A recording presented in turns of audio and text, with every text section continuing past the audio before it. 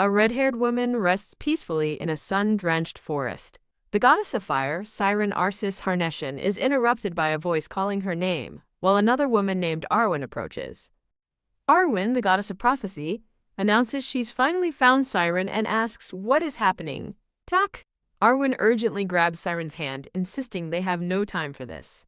Arwen excitedly tells a confused Siren that she has found a way to get her into the celestial realm. Arwen reveals that gods who love gambling are focused on the Koronan Empire, where a great commotion is unfolding. The gods are betting points on which of the three princes of the Koronan Empire will become the next successor. Siren is aghast at the idea of the gods betting with points. Siren pushes Arwen away, adamantly declaring she is not interested in such a game. Siren is suddenly transported to a grand hall and wonders how she got there, while Arwen advises her to leave before she loses her points to the professionals already gambling. Arwen smiles benevolently, surrounded by a radiant aura of flowers. Arwen whispers a secret from the goddess of fate to Siren. She must choose Targa, the emperor's youngest son. Siren rejects the scheme, determined to earn her points honestly, and announces she is leaving. Arwen desperately clings to Siren, begging her to stay for just one drink as a friend, but Siren questions her persistence. Siren reluctantly agrees to a single glass, and Arwen cheerfully presents a golden goblet. Accepting the goblet, Siren feels suspicious, wondering why the drink seemed to be waiting just for her. As she drinks, a dizzying sensation overwhelms her. Siren slumps forward, and Arwen catches her calling her name. Holding the drugged Siren, Arwen urges her to use her points on the glowing purple orb before them. Arwen claims that betting is much easier than gathering points in the difficult human world. With a sly smile, Arwen tells Siren that her struggles are now over. Arwen excitedly pushes the dazed Siren's hand toward the orb, asking if she isn't thrilled. The world distorts violently through the lens of the magical orb. As Siren is forced toward a swirling vortex of energy, both women look on in shock. Arwen declares this one move will grant Siren all the points she needs to finally ascend to the celestial realm. Having lost all her points, the goddess awakens as a swaddled, blonde-haired baby. The story explains that gods engage in games with the human world, gathering points to enter the celestial realm, as a hooded figure holds a baby with light blue hair. As two robed men argue, the narration explains the system of collecting points for entry into the celestial realm. Siren, now an enraged baby, internally fumes that she lost all her points because Arwen tricked her with liquor, while a separate image shows Arwen giggling and teasing her about getting drunk. A man with gray hair stares intently as the blonde-haired baby in his arms begins to glow. The man is revealed to be Emperor Arnoa II of the Koronan Empire, who seems to recognize the infant. Emperor Arnoa studies the baby's face with a serious expression. The Emperor asks a hooded figure if they found the child, and the figure confirms they found her with a woman fleeing during a great battle. The hooded figure explains that the woman instructed them to present an item if anyone asked about the baby. A simple gold ring is revealed, and the Emperor is stunned, recognizing it as Targa's ring. The Emperor asks a nervous Count Montez if the child resembles Targa, and the Count hesitantly agrees. The Emperor muses that the baby does indeed look very much like Lord Targa. The Emperor angrily shushes the crying infant, causing the reincarnated Siren to silently rage at his harshness. Standing over the hooded figure, the Emperor wonders how Targa, who had no romantic entanglements, could have fathered a child. The Emperor questions the hooded figure about the baby's age and the location of her mother. The hooded figure solemnly reports that the child is 9 months old and her mother died shortly after giving birth. The Emperor and Count Montez react to the tragic news with grim expressions. Count Montez explains that they cannot confirm the child's royal blood until her first birthday, when she can use the power of water. The Emperor decisively orders the hooded figure to place the child on the ground and step away. As the hooded figure complies, the baby watches in alarm, as the Emperor summons a swirling torrent of magical water, wondering what he plans to do. The Emperor declares with grim determination that there is, in fact, a way to check the baby's lineage right now. The magical water surges toward the wide-eyed, helpless baby. The powerful wave of water swirls with intense magical energy. The water parts around the baby, who now looks up with an innocent, glowing aura. Count Montez urges His Majesty to look at the baby, but the Emperor declares that what he sees is already proof enough. With a sharp point of his finger, Emperor Arnoa declares the test proves she really is Targa's child. Wah! The baby, Siren, lets out a cheerful cry, much to everyone's surprise. Emperor Arnoa and Count Montez stare in stunned silence, wondering how this could be. The Emperor scolds the baby for being ill-mannered, while a vision of Siren's past self looks on as Arwen dismissively says, "Fine, fine." The Emperor orders Count Montez to take the child to Leighton Palace and await Targa's return from the battlefield for confirmation. A horse-drawn carriage travels through a dark, starry forest at night. Inside the rocking carriage, a maid watches over the swaddled baby, who is now in her care. Siren internally rages that she lost all her points in a single bet and now has only one path left to regain them. The narration explains that to win her points back, Siren must support Targa, the Emperor's illegitimate child, as she has now been reborn as his own.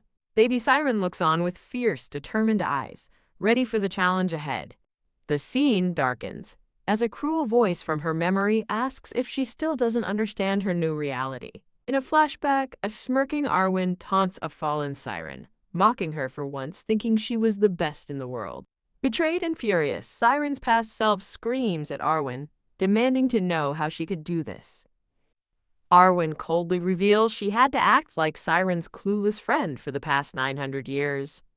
Siren's eye widens in horror as she realizes the friendship she cherished was a complete lie. Ha ha ha, Arwen laughs, manically reveling in Siren's utter devastation. Standing over her, Arwen boasts about her incredible acting and how Siren completely fell for it. Arwen gently caresses Siren's face, whispering that she could never, ever stand her. She gloats about how long she's wanted to see Siren's face twisted in despair, as Siren seethes with silent fury. Arwen dismissively tells the defeated Siren she can just gather her points all over again.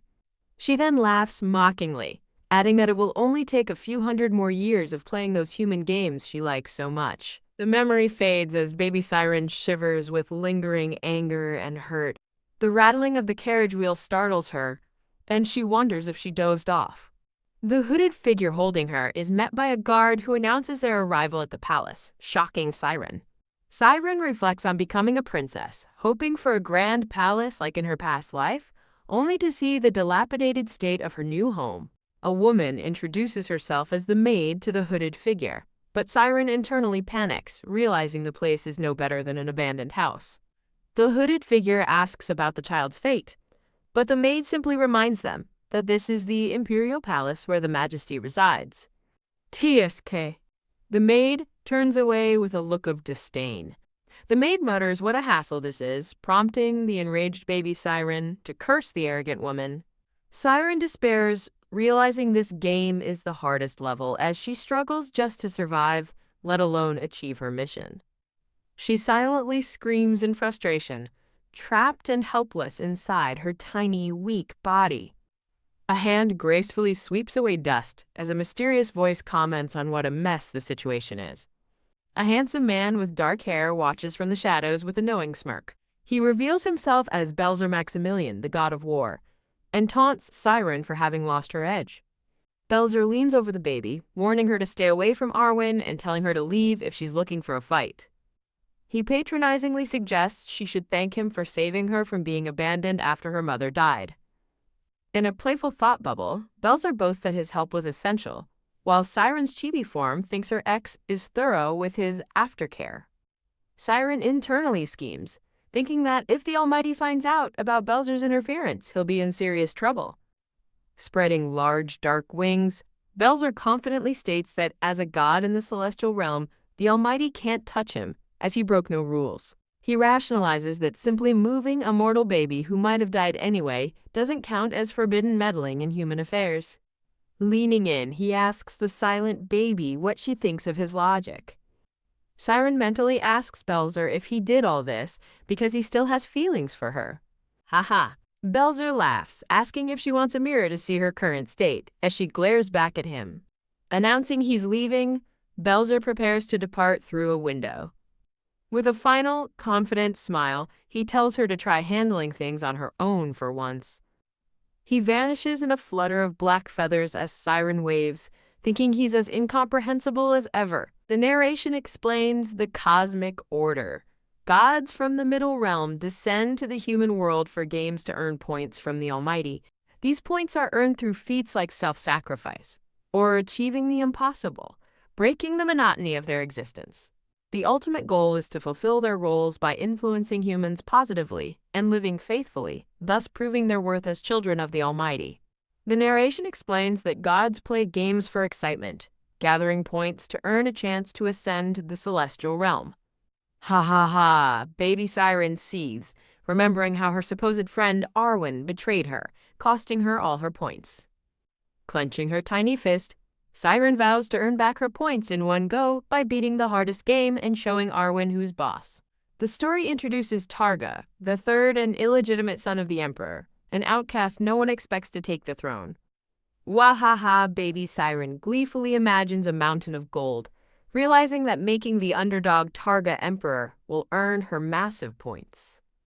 She steels herself for the most difficult game in existence, determined to make her new father, Targa, the next emperor. As two maids enter a dusty room, one complains about the mess, while Siren feigns sleep in her crib and wonders who they are. TSK. A stern-looking woman with her hair in a bun peers down at the baby, callously remarking that she's sleeping, unaware she's been abandoned. The woman remarks that filthy bloodlines like this are bound to appear as the baby sleeps, and the trials begin. The stern woman turns and summons the other maids, calling out for the ladies to come here. 3 maids approach, and one asks what their superior, Parma, needs from them. Parma informs the maids that the child will be staying until Duke Targa's return and that one of them must care for her. As Parma asks who will take the job, 2 of the maids look away with nervous, unwilling expressions. In a cute, stylized panel, Parma asks a maid named Cassie, who quickly protests that she can't do it. Another maid claims she's too busy, while the feigning sleep Siren inwardly fumes at being treated like a burden. Her eyes snap open as she wonders if she's so ugly that everyone is trying to avoid her.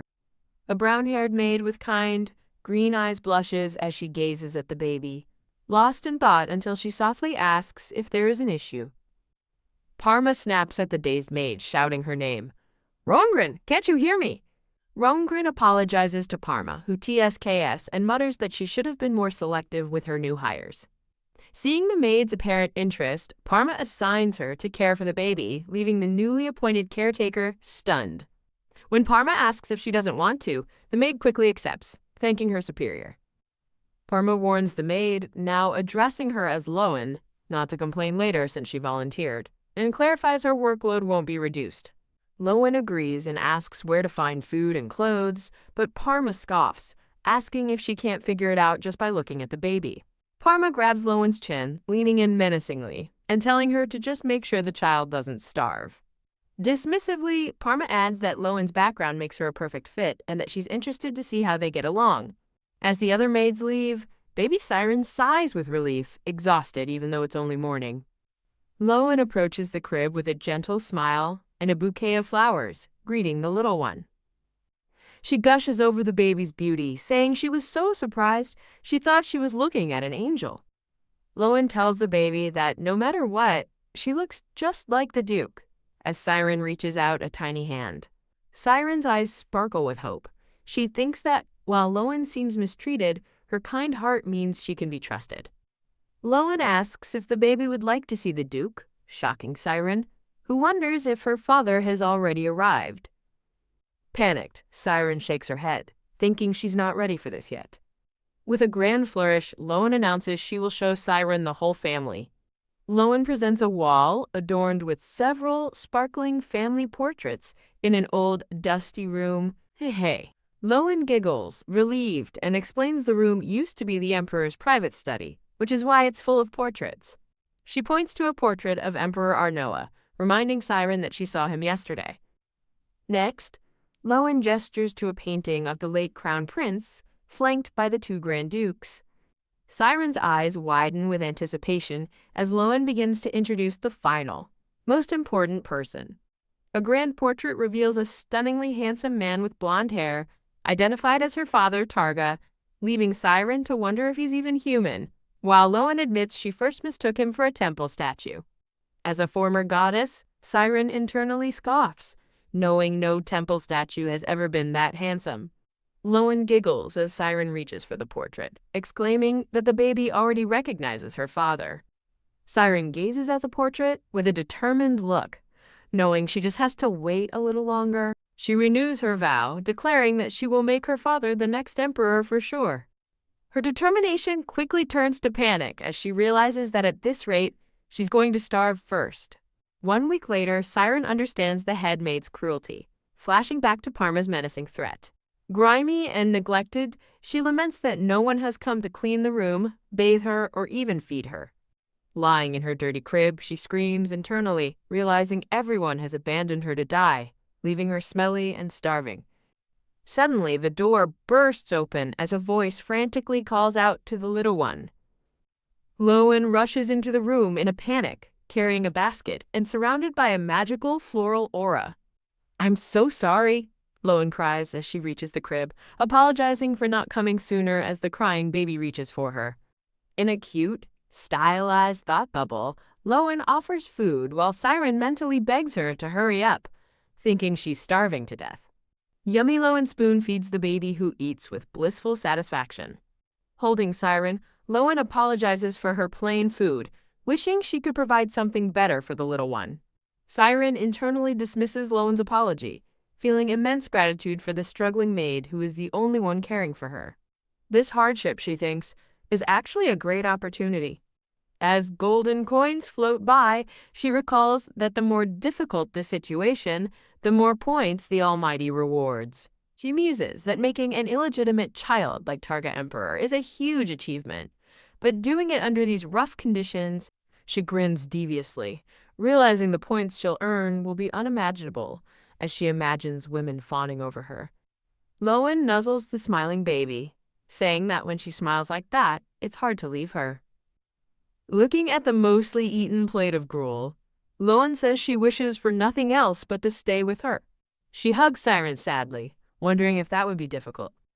Clenching her fists, Siren thinks that once a god, always a god, and she always repays her debts.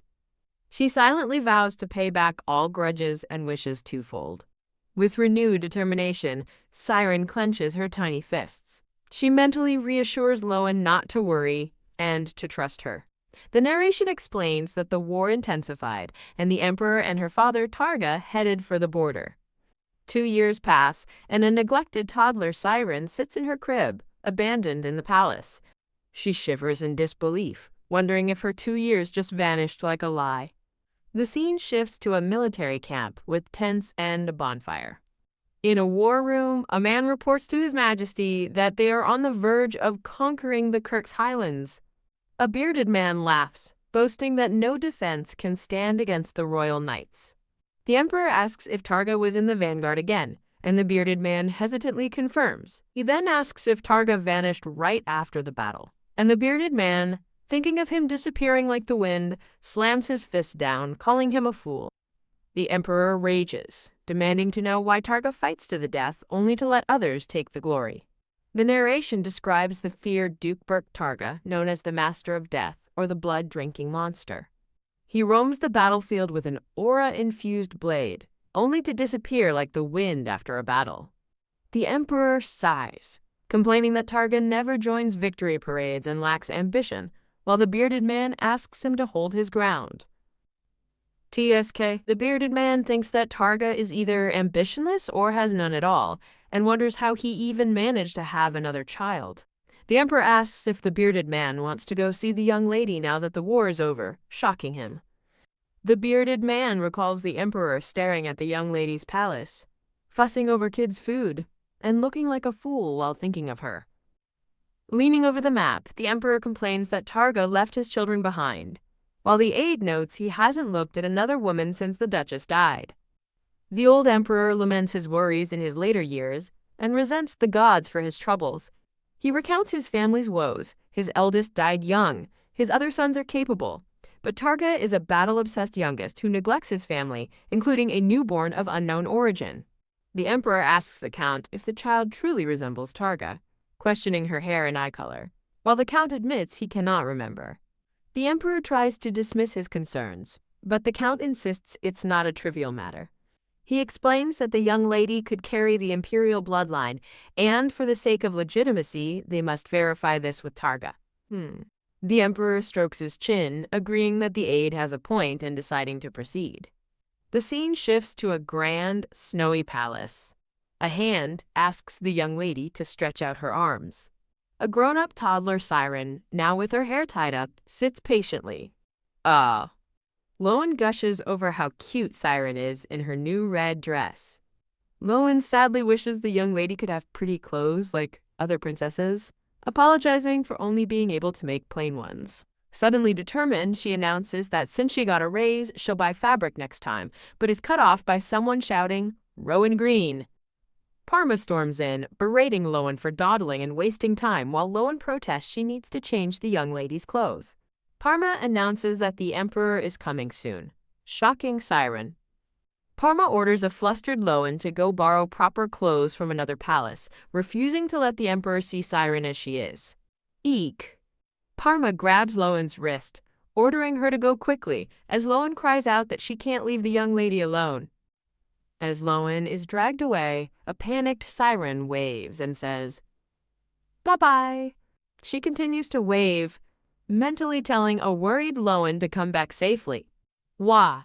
Lowen cries as she's pulled away, promising to be back quickly and wondering how she could leave the young lady with Parma.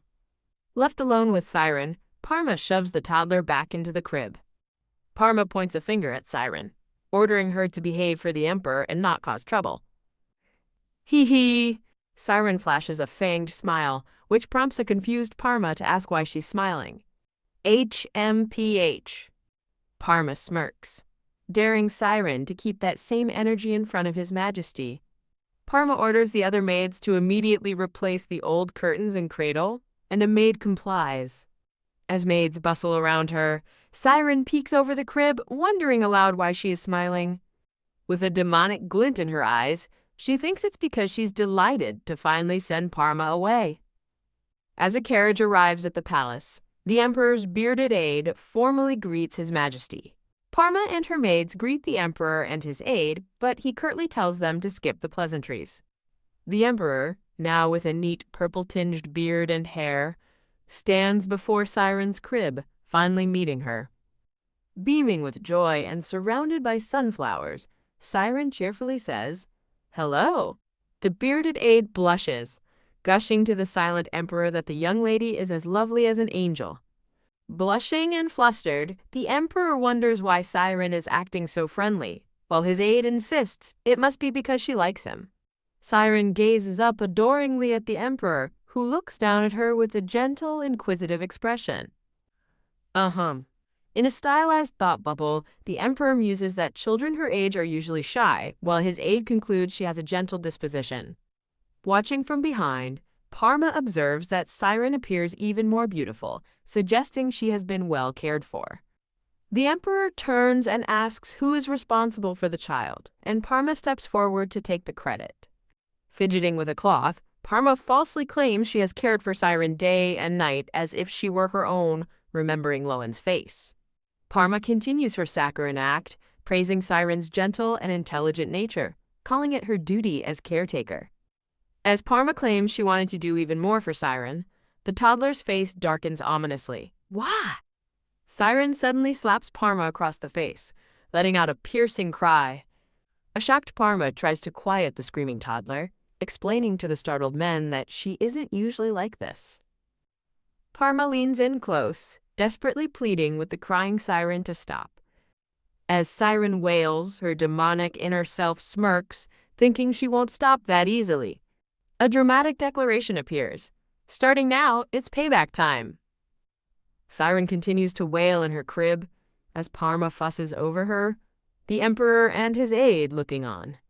The emperor watches thoughtfully, wondering why the supposedly calm baby is suddenly having a fit. Scolding Parma, the emperor orders her to calm the baby down since she's the nanny. She nervously agrees. Parma forces a smile while trying to soothe Siren, wondering why she's acting out as the toddler glares at her. When Parma reaches for her, Siren slaps her hand away, screaming, "I hate it?" Siren reaches past Parma, her hand outstretched towards Loan, who has just arrived and looks on in shock. Loan returns to find Siren reaching for her and Parma calling her name. The emperor summons Loan, asking if she is a maid here, and she timidly confirms she attends the young lady.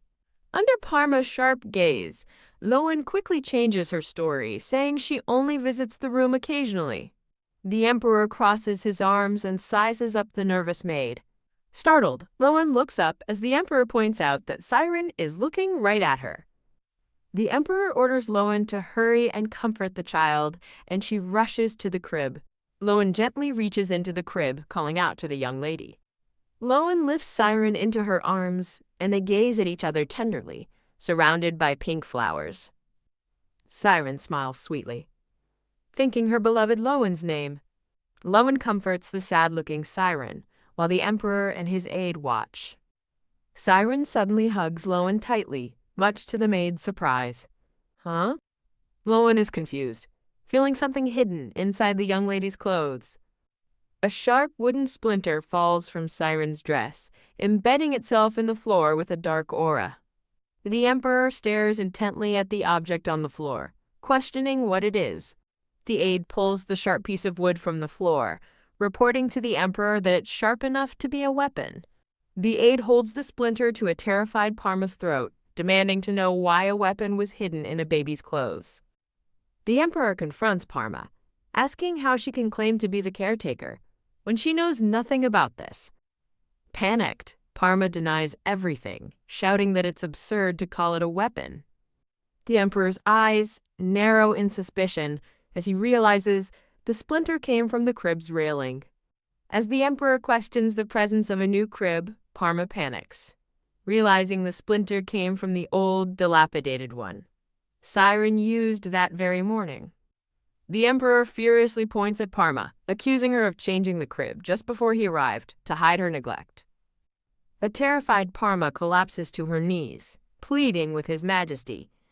From the emperor's view, Parma begs for forgiveness, falsely claiming she only wanted to present the baby in a better state. The emperor recalls Siren's fit upon seeing the old crib, realizing it was clear proof of her poor treatment and a grave disrespect to the royal family.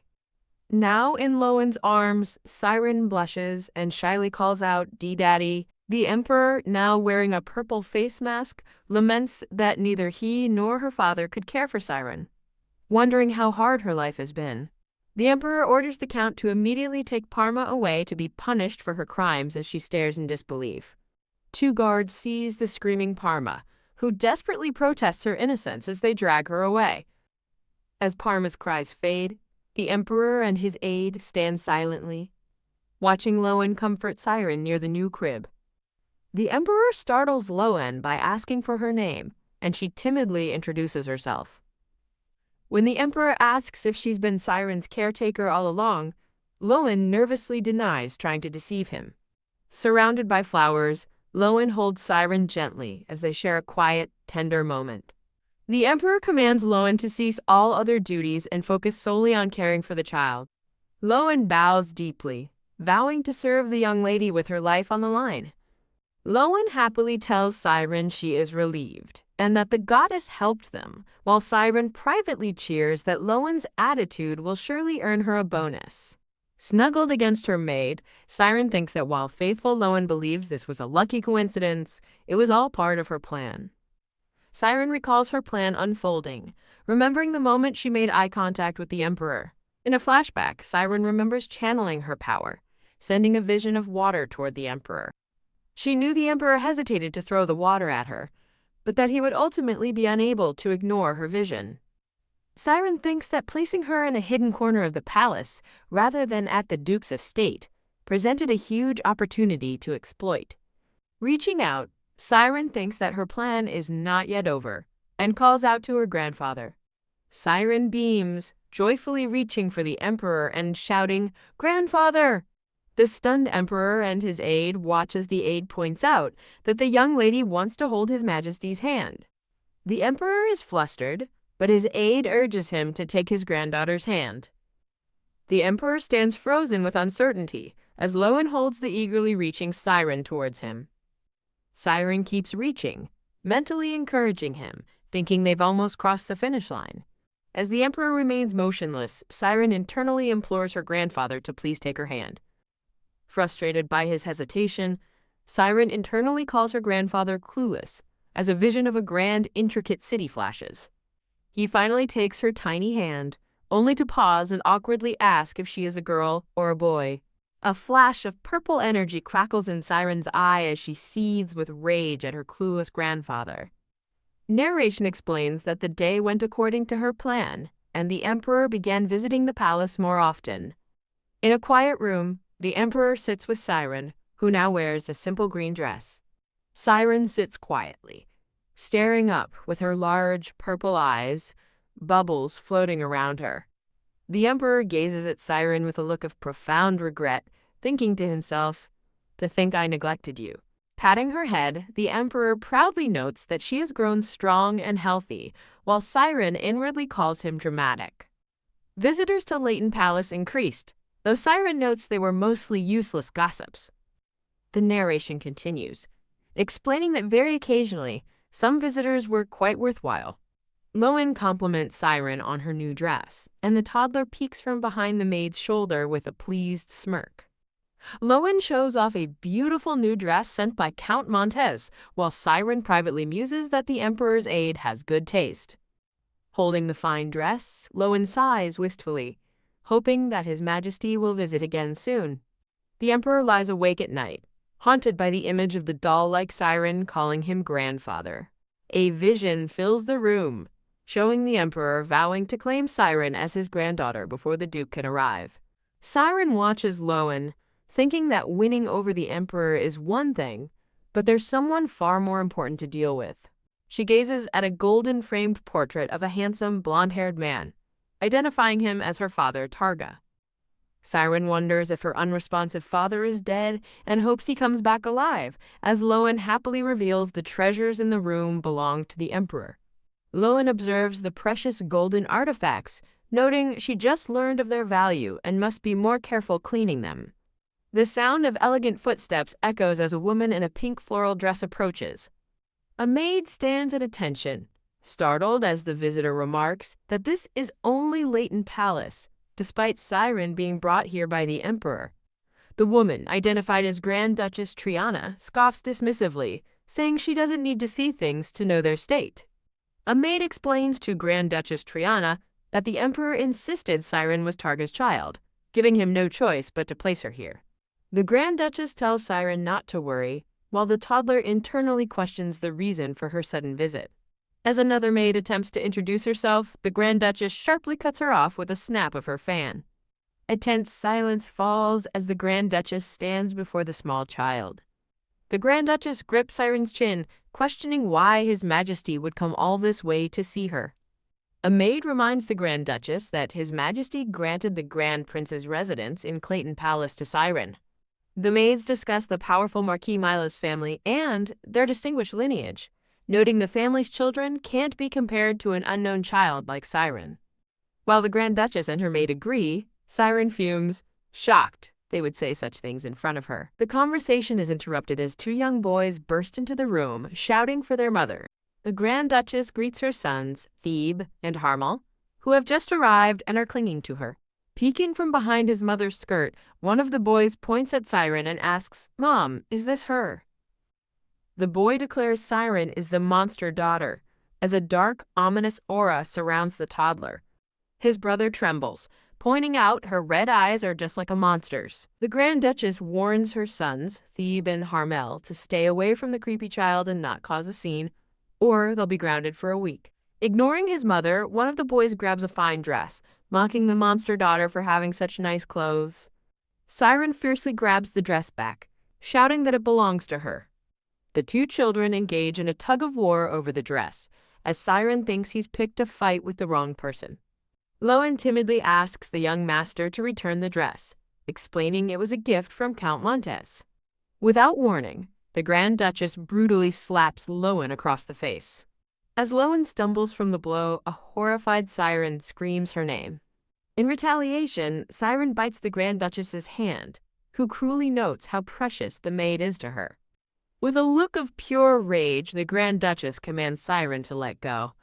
The Grand Duchess furiously repeats her order while Siren and the boy continue their tug-of-war. Realizing her defiance will only lead to more humiliation for Lowen, Siren reluctantly lets go of the dress. The boy smirks triumphantly, calling Siren an idiot for giving up so easily. He dangles the dress just out of her reach, mocking her for her stubbornness. The Grand Duchess informs the kneeling Lowen that she will be punished by attending lessons at Clayton Palace. When Lowen protests that the Emperor ordered her to care for Siren, the Grand Duchess glares, asking if she's using His Majesty as an excuse. The Grand Duchess dismisses Lowen's concerns, ordering her to appear tomorrow before leading her sons away. Left alone, a tearful Siren clutches Lowen's apron, softly calling her name. Lowen embraces Siren, apologizing for being too powerless to protect her. Cradling the child, Lowen expresses relief that Siren is too young to understand what just happened. Lowen tearfully asks Siren to forget the horrible scene, hoping it doesn't scar her heart. With dark resolve, Siren vows to remember this humiliation forever. In a later scene, Lowen tells Siren she will be right back, asking her to play nicely with her doll. Framed by daisies, Lowen stands in the doorway with a determined expression before leaving. Siren waves goodbye, cheerfully telling Lowen to go, while the maid glances back worriedly. Waving her doll, Siren internally notes how she calmed Lowen down and wonders who Engie is. As a door creaks open, Siren thinks she understands why Lowen is so worried. The two boys, Thebe and Harmel, peek in, confirming Lowen is gone and mocking her for crying. The boys advance on Siren, smugly asking if she's ready to play again today. Narration explains the boys visit daily after Lowen leaves, which is the true source of her worry, flashing back to Lowen being slapped. Bam, two pieces of wood smashed together violently. The purple-haired boy holds a broken plank, sneering that the palace is so run down, no one will notice if things get broken. As the boys gleefully trash the room, narration reveals this is the real problem, while Siren watches with a wicked grin. The reddish-haired boy grunts in frustration while trying to break a piece of furniture. He asks his brother if they can break all the annoying stuff, but the other reminds him their mother said it belongs to the Emperor. One of the boys prepares to stomp on something on the floor. The boys decide it's not their fault if things that are already falling apart break, enraging Siren, who glares and thinks, "These little brats." The purple-haired boy, Harmel, glares at Siren, demanding to know what she's looking at because it's creeping him out. His reddish-haired brother, Thebe, salutes and observes that the gloomy ghost looks just like someone named Castile. Tisk, Siren scoffs internally at the obvious comparison since they're brothers, before freezing in shock, wondering if her father Targa has other children. "Hey, Thebe!" Harmel calls out, telling him to stop the gloomy talk so they can go play in the garden, and his brother eagerly agrees. Siren fumes that the brats ran off just as she was about to ask about Castile, but decides she can just ask Lowen later. With a soft thud, Siren's hand closes around a piece of wood, her plan for vengeance set in motion. Looking up with a fierce glint in her eyes, Siren internally declares that it's time for revenge on the little punks. Holding a wooden plank, Siren recalls her plan. She has perfectly memorized their routine, knowing Lowen and the boy's maid will come looking for them at lunchtime. Crash Siren begins her work, smashing a vase against a cabinet and thinking that now is the perfect time for revenge. With a powerful swing, she brings the wooden plank down, shattering an ornate treasure. Crack! The plank shatters a golden artifact before a precious purple crystal orb falls and shatters on the floor. Panting from the effort, Siren wipes her mouth with her hand and declares, "I'm ready." In a series of panels, Siren struggles to push over a heavy vase, urging it to fall and musing that for a 2-year-old body this is pretty good. Her head snaps up as a maid's voice echoes from the hall, calling for the young master. Harmel and Thebe burst into the room with their flustered maid in tow, who begs them to stop as Harmel celebrates getting there first. The maid looks on in stressed disbelief, reminding the boys they need to prepare for tonight's banquet. Kia. The maid lets out a piercing scream as she and the two boys stare in horror at the completely destroyed room. As the maid stammers in disbelief, Lowen arrives with a man and asks what all the commotion is about. A shocked voice exclaims over the wreckage in the young lady's room, the floor littered with shattered, priceless artifacts. Lowen rushes past the debris, anxiously asking Siren if she's all right. Siren throws herself into Lowen's arms, exclaiming she's glad to see her while privately thinking she's unhurt but out of breath from hiding. The boy's maid furiously scolds them for destroying the room out of hatred for the young lady, while Siren sits innocently in her crib. "What?" the boys shout back indignantly, threatening to have the lowly servant thrown out of the palace for daring to lecture them. As a crowd of servants gathers, one explains that the young masters trashed the room just as the sound of elegant footsteps approaches. A pair of elegant, pearl-adorned shoes steps into the chaotic room. An authoritative voice orders everyone to step aside as the Grand Duchess Triana arrives on the scene. Just as Harmel threatens to get the maid fired, the Grand Duchess appears in the doorway, furiously shouting her sons' names. Harmel, Thebe. Thebe runs to his mother to tattle on the rude maid, but she sharply tells him to hold his tongue. The Grand Duchess grips her fan, seething that she asked them to behave for 1 week, only for them to destroy His Majesty's belongings. "Mother, you're an idiot!" the boys shout up at her, protesting their innocence and asking why she's yelling at them. Looking at the broken vase, the Grand Duchess asks her sons skeptically if they are absolutely sure they didn't do this. She confronts Harmel, demanding to know who did it, but he frantically insists he doesn't know, and the room was already a mess. With a narrowed, calculating gaze, the Grand Duchess concludes that this must be a setup. "Guards," she commands, ordering them to search the area immediately, much to a nearby guard's confusion. Before the search can begin, the Emperor appears, asking the Grand Duchess what the rush is before he arrived. His authoritative voice echoes through the room as he demands, "Now tell me, what's all this commotion about?" In a moment of panic, the Grand Duchess realizes her children have been framed and that she must act quickly before His Majesty arrives, but it's too late. The Emperor's imposing presence fills the room as he repeats his demand for an explanation. He stands with his back to the viewer, his dark cloak casting a shadow over the tense scene with the Grand Duchess and her maid. The Emperor glares down at the Grand Duchess, reminding her it was her idea to go on an inspection, yet she couldn't even watch her own children.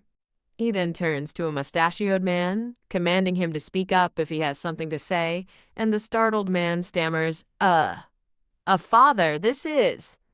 The Emperor's aide kneels before him, gravely reporting that the treasure chest from Aragon, the statue from Delman, and Master Iblon's crystal orb have all been destroyed. As Lowen checks if she's hurt, Siren pouts, internally complaining that if the legendary future-seeing orb was so valuable, they should have guarded it better. Harmel Thebe, the Emperor, roars, his patience exhausted, as he demands they tell him the truth right now. "Mom," the boys cry, running to hide behind the Grand Duchess in fear. The Grand Duchess shields her children, trying to de-escalate the situation by insisting it's not as dire as it seems and that her children are innocent. A hand points accusingly towards Siren, and Lowen, as a voice suggests, they just blame that child for the mess. Surrounded by a cascade of flowers, Siren puts a finger to her lips, coaching herself to play innocent and act as naive as possible. The Emperor points a decisive finger, ordering a guard, over there, who immediately snaps to attention. The Grand Duchess panics, realizing that the only people who came and went all morning were the Grand Duke and his maid, leaving no other suspects. The Emperor glares furiously, scolding the Grand Duchess and the mustachioed man for their arrogance every time they visit the palace. As the two flinch, the Emperor's voice continues to berate them from off-screen, expressing his deep disappointment in their behavior. The mustachioed man timidly defends his children, pleading with the Emperor to show more trust in their bloodline and treat them with care. With a dark, thoughtful expression, the Emperor scoffs at the mention of bloodline, agreeing ominously that he should take better care of it. He then turns his heavy gaze towards Siren, who sits quietly in her crib, Siren internally questions the word bloodline before erupting in silent cheers, praising her grandfather for his unexpected support. The Grand Duchess protests that the child's origins are unclear, but the Emperor furiously cuts her off, questioning how she dares speak of bloodline now. He gestures to the wreckage, angrily asking if her troublemaking children are truly better than the quiet child before them. The mustachioed man stammers helplessly, asking what can be done, as the Emperor declares the boys will be disciplined and barred from this place. The man nervously suggests assigning guards to keep the boys in Clayton Palace, but then questions if such measures are truly necessary. The Emperor delivers a stunning command to the man: change the palace. He cruelly reasons that since the palace is already falling apart, it's the perfect playground for his destructive grandsons. Holding her sons, the Grand Duchess cries out that his decision is outrageous, refusing to let her children live in such a rundown place. The Emperor coldly challenges her, asking if she'd prefer they live in his own palace instead. Stunned into silence, the Grand Duchess stammers that it's not what she meant. The Emperor dismisses them, canceling dinner and ordering the palace change to be made immediately before striding away. Harmel and Thebe throw a fit, screaming their refusal to live in the dump and crying to go home. A soft voice calls out to the young lady, and Siren turns to see who it is. Lowen stands there, beaming with a large bag on her back, ready for their new life. The boys spot Lowen and cry out in desperation, begging her not to leave them behind. Siren gloats internally over her successful revenge as the boys whine, blaming their mother and calling Siren a ghost. A grand, sparkling new palace stands ready for its new occupants. The interior is revealed to be just as luxurious and opulent. A new maid cheerfully greets Siren with a golden pitcher, wishing her a good morning. Siren greets Lowen, who marvels at the beauty of their new home, still in awe after several days. As Lowen muses on the Emperor's fondness for the bloodline, Siren sighs internally, thinking, "Here we go again." Lowen excitedly tells Siren about being officially recognized as part of the bloodline, while a hungry Siren just wants to eat. Siren reflects that their current situation cannot last forever, knowing she must make a move. A golden ewer is presented to Siren as she sits at a table, poised for something important. Lowen presents a basin of water, announcing it's time to test for the power of water. A vision of the goddess Rosia appears as narration explains that wielding water is the first condition for being recognized as imperial royalty. Siren recalls hearing that all her relatives, like someone named Turvin, can control water and are usually trained by their parents. Lacking parents or a teacher, and born with a fire attribute, she despairs over how she's supposed to unlock any powers. Lowen explains that in a few months, Siren will be officially tested on her ability to use the power of water. Lowen brightly encourages Siren to extend her hand and try to draw out her innate power. Whoosh! A small tendril of water suddenly erupts from the basin. Lowen looks on, confused, admitting she's not sure what just happened. She thinks that it seems she messed something up. In his study, the Emperor listens as the mustachioed man expresses his worries about the Eastern settlement. The man assures the Emperor that the East is fine for now, but the Emperor wearily wonders how much longer he can sustain it alone.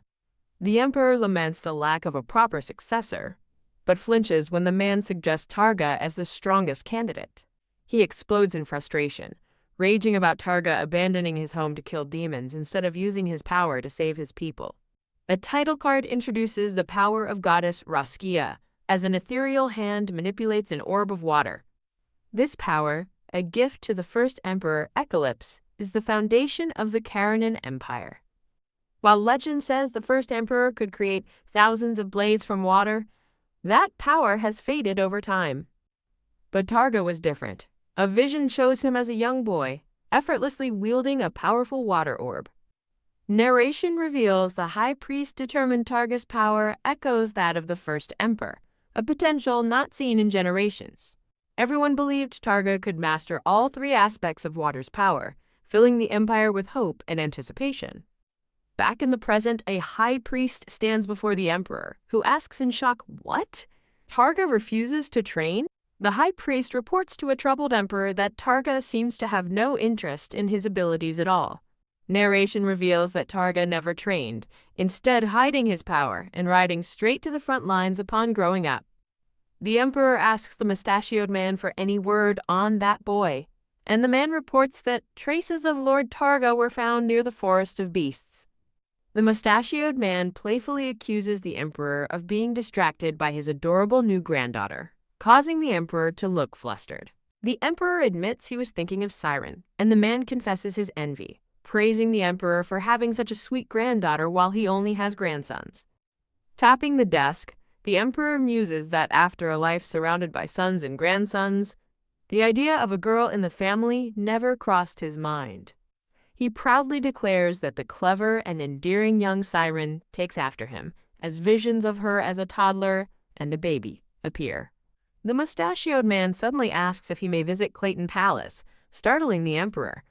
When asked why, the man grins, explaining it's because the young lady is so adorable, and he has something to deliver to her. A beautiful, intricate lace baby dress is presented as a gift. As two aides bring gifts, the mustachioed man remarks on the small clothes, prompting the emperor to declare he'll go along as well. The man beams, asking if the clothes aren't beautiful, but his aide reminds him he still has work to attend to. "I have business there too," the emperor insists, eyeing a shining gift box. Meanwhile, Siren makes no progress, splashing her hands fruitlessly in the water basin.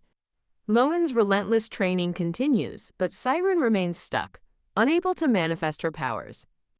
Lowen brightly suggests a great idea, while a weary Siren internally panics, wondering what new trial awaits.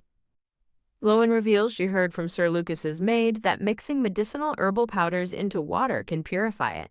With a confident thumbs up, Lowen shows her absolute faith in this new method. "Lowen, stop!" Siren shouts internally, demanding to know who Lucas is and begging her maid to finally give up. A voice mocks Siren for being a mess as an elegant shoe steps into view beside her. Siren looks up in shock to see a smirking, dark-haired man in white robes looming over her. The man questions her presence in the new palace as Siren internally despairs. "Why are you here again?" According to Beelzer's Siren observation log, a black bird watches Siren eat jelly, thinking she's acting high and mighty, while Siren internally yells at the snooper. The dark-haired man casually pops a piece of the jelly into his mouth. He declares the human-made jelly surprisingly good, and Siren retorts that it's Lowen's special recipe. His playful demeanor vanishes as he sternly demands to know what her business is here. He leans in, revealing that a woman named Arwen is looking for her. A large, black wing spreads as the man scoffs at the nerve of Arwen, claiming to know her reasons better than Siren does. The man transforms into a large black bird, warning Siren not to underestimate that wench, just as Lowen's cheerful voice announces her arrival. Lowen enters the room, her happy expression turning to one of wide-eyed confusion. She panics, shouting about the sudden appearance of a bird, which now looks visibly nervous. Lowen furiously brandishes a broom, threatening the damn bird for bothering Siren, as the birdman declares he's taking Siren down. Siren watches the chaotic scene, concluding that the creature isn't a divine bird, just a big, strange one. A vision of a serene, silver-haired woman named Arwen appears, repeating the ominous message that she is looking for him. As the water in the basin ripples, Siren realizes that with Arwen now threatening her, she has no time to waste. With Lowen standing by with a broom, Siren sits with renewed focus before the golden basin. Lowen clasps her hands in delight, believing the young lady has finally understood her desperate feelings. Lowen offers to pour in the herbal powder, and Siren quietly agrees, nodding her head. Siren pours the green powder into the basin, determined to be acknowledged as imperial bloodline to secure the emperor's protection. Surrounded by glowing magical glyphs, she concentrates fiercely, knowing she absolutely must succeed to protect herself and Lowen. Lowen watches her young lady's intense effort, cheering her on with anxious hope. Lowen suddenly looks up, remembering to ask about the guest she had mentioned would be arriving. As the door creaks open, a calm voice observes that they look busy. A handsome, dark-haired young boy in a fine suit appears in the doorway. The boy, introduced as Lucas, the Carrick's Grand Duke's eldest son, enters and asks if he's arrived at a bad time. Lowen apologizes for not greeting him sooner, but Lucas graciously insists it's his fault for coming unannounced. Siren stares, putting the pieces together and realizing this boy is the Grand Duke's son, Lucas. Lucas kneels down before Siren, meeting her at eye level in a gesture of respect. He tells her that he's heard she is Uncle Targa's daughter, noting the resemblance and that he recognized her immediately. He offers a gift, asking if she likes cream jelly, and Siren listens intently, her eyes wide. Despite the kindness shown to him, the dark-haired boy Lucas feels a strange and deep discomfort in the palace. Lucas tells Siren he came to help, and she gratefully tells him she was just about to use his gift. Lucas notes her lack of progress, patting her arm and suggesting she's still too young, then invites her for jelly. A spark of light appears as his hand touches her arm over the ornate golden basin. Siren's eyes widen as she realizes what he's doing, internally questioning if this is what she thinks it is. Lucas is startled as the Emperor and the mustachioed man make a sudden entrance. As Lucas stands to greet his grandfather, Siren's hands hover over the golden basin, which begins to glow. Bang! A large surge of green, sparkling water erupts from the basin, shocking Lowen and Lucas. The Emperor asks if everyone is all right, while Lucas, hiding his suspicion that the surge was deliberate, explains he just stopped by to check on the young lady. Bowing to the Emperor, Lucas apologizes and takes his leave for class, and the Emperor dismisses him. As the Emperor glares, Siren internally complains about Lucas causing more work for Lowen before leaving. Siren muses on a strange pattern. She's always asleep for the Emperor's visits, but wide awake for Lucas's. A chibi Emperor watches Siren eat, commenting on how she picks only the sweets and is still tiny. The mustachioed man chuckles, telling the Emperor it reminds him of a young Lord Targa, as Siren internally fumes over the fuss they're making. The mustachioed man announces he has brought a gift for the young lady.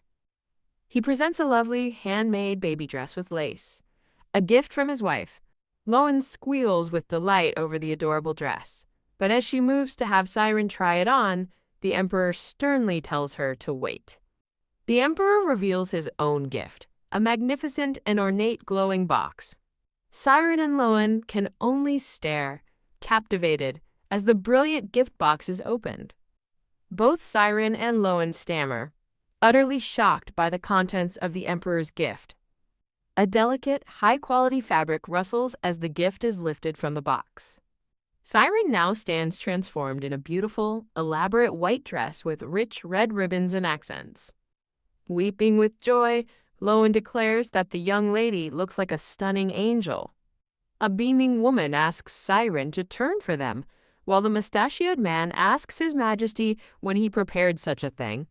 The Emperor gloats that his gift is from the imperial tailor, while the mustachioed man fumes that his, made with love, was outdone.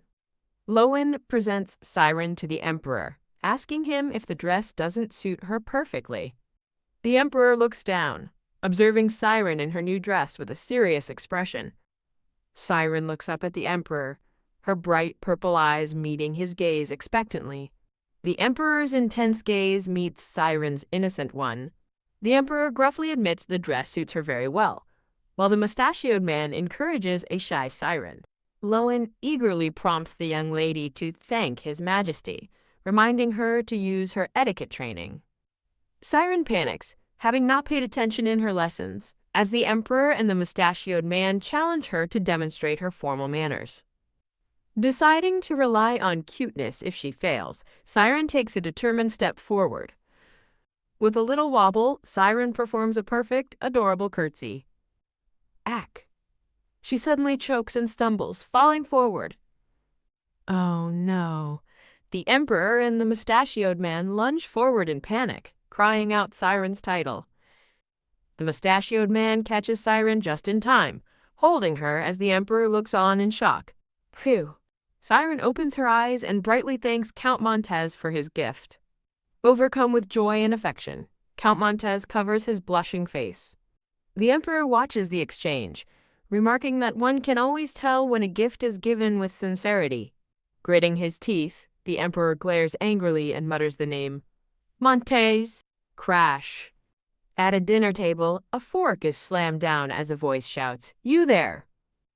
Two men at a dining table gossip about how Count Montez was put under guard for a week, just for arriving early.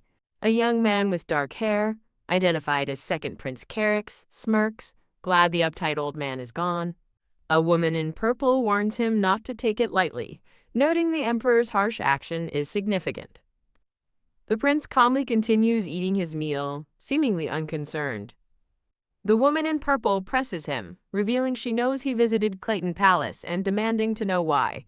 Prince Carrick smiles, admitting with a sly look that he was simply curious about that child. As the woman in purple takes a drink, the prince vaguely dismisses her concern, saying he went just because. Prince Carrick leans forward with a knowing smile, repeating that he was curious about that child. The woman in purple questions her cousin's actions, asking why he'd waste time on a young, lone child with his responsibilities. She urges the young man, whom she calls Lucas, to restrain his considerate nature and focus on purification training with Cameline. A memory shows a robed wizard as the woman reflects on the symbolic weight of formal imperial training, which her son has already completed. She adds with a smile that his actions create a favorable impression, but Prince Carrick interrupts, calling her mother.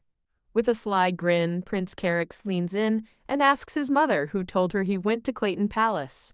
In another room, a dark-haired man is asked by his aide about a new maid named Ellie, just as another servant announces a guest has arrived for his grace. The man suggests to the woman in purple that they greet the guest together, but she's surprised by the early arrival. The woman bids Lucas farewell, telling him to enjoy his meal as she departs, and he wishes his mother well. As Prince Lucas sits alone, a hooded figure approaches him from behind, calling his name. A man with reddish-brown hair smiles, announcing that the dessert he mentioned before has been prepared. A fancy dessert sits on the table as the man hopes it suits his taste, while an unseen person confidently replies that it should. A sinister voice remarks that no one who has ever tasted the dessert has had a single complaint. The scene shifts to an aerial view of a grand and sprawling estate. Elsewhere, Siren, in a new blue dress, is being fed a small cookie. Lowen praises the young lady for eating so well, and a delighted Siren exclaims how delicious it is. Lowen reminds her that another tedious training session follows her meal, causing Siren's happy expression to plummet. The scene transitions to a peaceful garden with a flowing fountain. Lowen and Siren have a picnic outside, with Lowen admiring the flowers and lamenting her busy schedule. Lowen asks Siren if she's enjoying the outdoors, and Siren quietly agrees that it's nice. Siren panics internally, realizing with dread that the pleasant outing is just leading back to more training. And so the princess went on her journey. Lowen closes the book, asking a sleepy-eyed Siren, nestled in her lap, if the story was wonderful. Embracing Siren, Lowen expresses her joy at finally having a quiet moment to read to her again.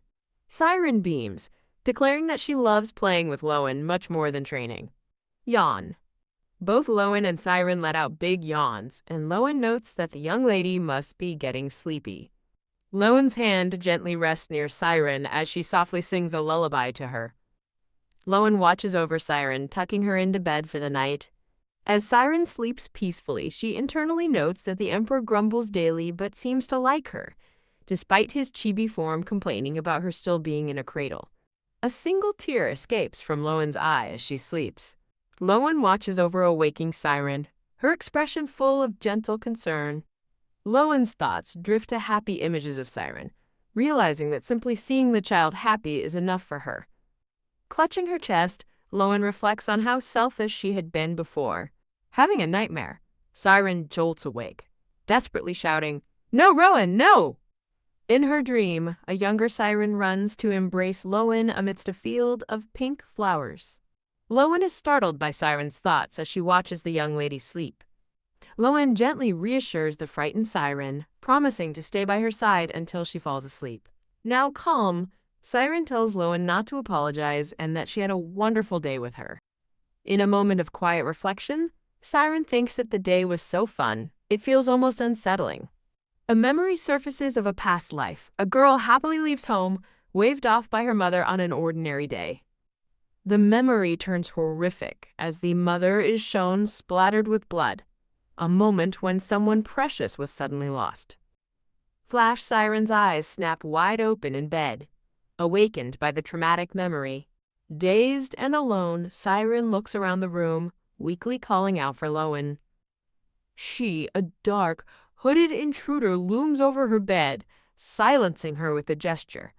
Feeling a knife at her throat, Siren panics as the intruder threatens to kill the maid next door if she screams. The intruder holds up a glowing green jelly, lamenting that she woke up before his poison could work peacefully. The hooded figure smirks, boasting that the poison jelly was crafted with nutty, smooth, dedicated care. Her feet twitching in terror, Siren realizes she's been given poison. As the intruder forces the poison to her lips, Siren silently screams, refusing to die before meeting her father. Thwack! The assassin is suddenly hit by a powerful force and sent flying across the room. A new figure stands over the downed intruder, coolly remarking on his arrogance as Siren watches from her bed. A dark-haired man with glowing red eyes looms over the fallen intruder, his voice dripping with menace as he asks who gave him permission. From afar, the dark-haired man's question, "Who gave you permission?" echoes in the room as Siren peeks out from her bed at the scene. A nervous Siren looks up at the commotion, her wide purple eyes reflecting the sudden chaos. Her thoughts focus on the appearance of a new arrival, noting his golden hair. She then observes the man's piercing red eyes. Staring up at the imposing golden-haired man, Siren's mind connects the dots, and she hopefully thinks, "Dad." The golden-haired man, her father, looks down with an intense gaze and begins to speak. Thwack! But he whirls around, striking the dark-haired rescuer, who comments on the unexpected arrival of an uninvited guest. The dark-haired man smirks defiantly, telling the golden-haired man to consider himself lucky. Ugh! The golden-haired man violently grabs the rescuer's face, who cries out in pain. Holding the man by his cloak, the golden-haired man listens as the rescuer begs to be released, insisting he was only there to confirm something. The golden-haired man angrily questions why he let the child think he was her father, and the rescuer retorts that he had no other reason to be there. Awakened by the noise, Lowen rushes in, asking if the young lady is all right, as Siren internally fumes that her supposed savior is just making things worse. Lowen stares in utter shock at the chaotic scene, two men confronting each other over a defeated assassin, and wonders what is happening. She quickly scoops Siren into a protective embrace, frantically asking if she's okay. Still holding Siren, Lowen looks toward the golden-haired man's approaching boots and wonders why His Grace, the Duke, is here. The Duke turns his attention to the bound assassin, demanding to know whose orders he was following. Coke? Choked by the Duke, the assassin gasps that there were no orders. The Duke smiles cruelly, informing the assassin that his question wasn't a request for an answer. The terrified assassin can only stammer a fearful, "Why, yes," in response. Splat blood spatters violently across the scene. The Duke turns back to a horrified Lowen and Siren, coldly stating he was simply giving the assassin a choice. He finishes his chilling thought. The choice was to die quietly or die after some fun. Lowen pleads with the Duke to calm down for the startled lady's sake, but he ominously warns her that her turn will come soon. The Duke whisks Lowen and Siren away, moving with unnatural speed through the palace. Held tight, Siren despairs that after surviving an assassin, she now faces a father who seems even worse. Her thoughts race, realizing that even if Lowen escaped, the Duke's power means he would catch them in no time. Being carried away at high speed, Siren tearfully wonders if this is the end for her and Lowen. Whack the Duke suddenly strikes Lowen, who cries out in pain as she is forcefully separated from Siren. Siren panics as her father grabs her wrist, watching Lowen get taken away and wondering what she can possibly do. Just then, the mustachioed man and another guard arrive, demanding to know what's happening in the middle of the night. The mustachioed man, captain of the guard's Targa, reports his return and confronts the Duke about the commotion. Seeing him, Siren is overcome with relief, clinging to his leg and declaring that she's found her lifeline. Siren internally questions Targa's deceptive letter as he explains to the Duke that it was the only way to make him return. The Duke glares at Targa, demanding to know if his true purpose was to confirm her bloodline or to negotiate. Targa retorts, asking the Duke why he caused such a scene instead of simply coming to him first to learn the truth. The Duke looks away, admitting that wasn't his plan, but he saw someone suspicious and followed them. He reveals that the intruder tried to use poison on the child, causing Targa to gasp in shock. The Duke explains that he saw the assassin pull out a poison jelly and swiftly subdued him for questioning. Enraged, Targa shouts in disbelief that they dared poison his granddaughter, as Siren angrily urges him to teach both her dad and the assassin a lesson. The Duke sits down, revealing that he personally inspected the poison found in the food. He holds up the glowing green jelly, stating that it's something His Majesty would surely find interesting. A menacing image of an animal's skull appears, a single drop of green poison glowing on its forehead amidst wilting purple flowers. The Duke identifies the substance as Rasma's poison, a form of black magic believed to have vanished over 100 years ago. The scene focuses on the name, emphasizing the grave discovery, the poison of Rasma. The narration explains the poison's dark history as an evil power from a forgotten region, supposedly eradicated a century ago. Targa shouts in disbelief, questioning the reappearance of Rasma's poison, while Siren smugly pats his cheek. The Duke interrupts, stating grimly that this is not the proper place to discuss such a serious matter. Lowen steps forward to take Siren, obediently addressing the Duke as Your Majesty. Confused by the command, Lowen looks up with a questioning, "Pardon?" as Siren is gently lifted from her arms. In a sunlit room, Targa sits in a red chair and speaks to a concerned-looking Lowen.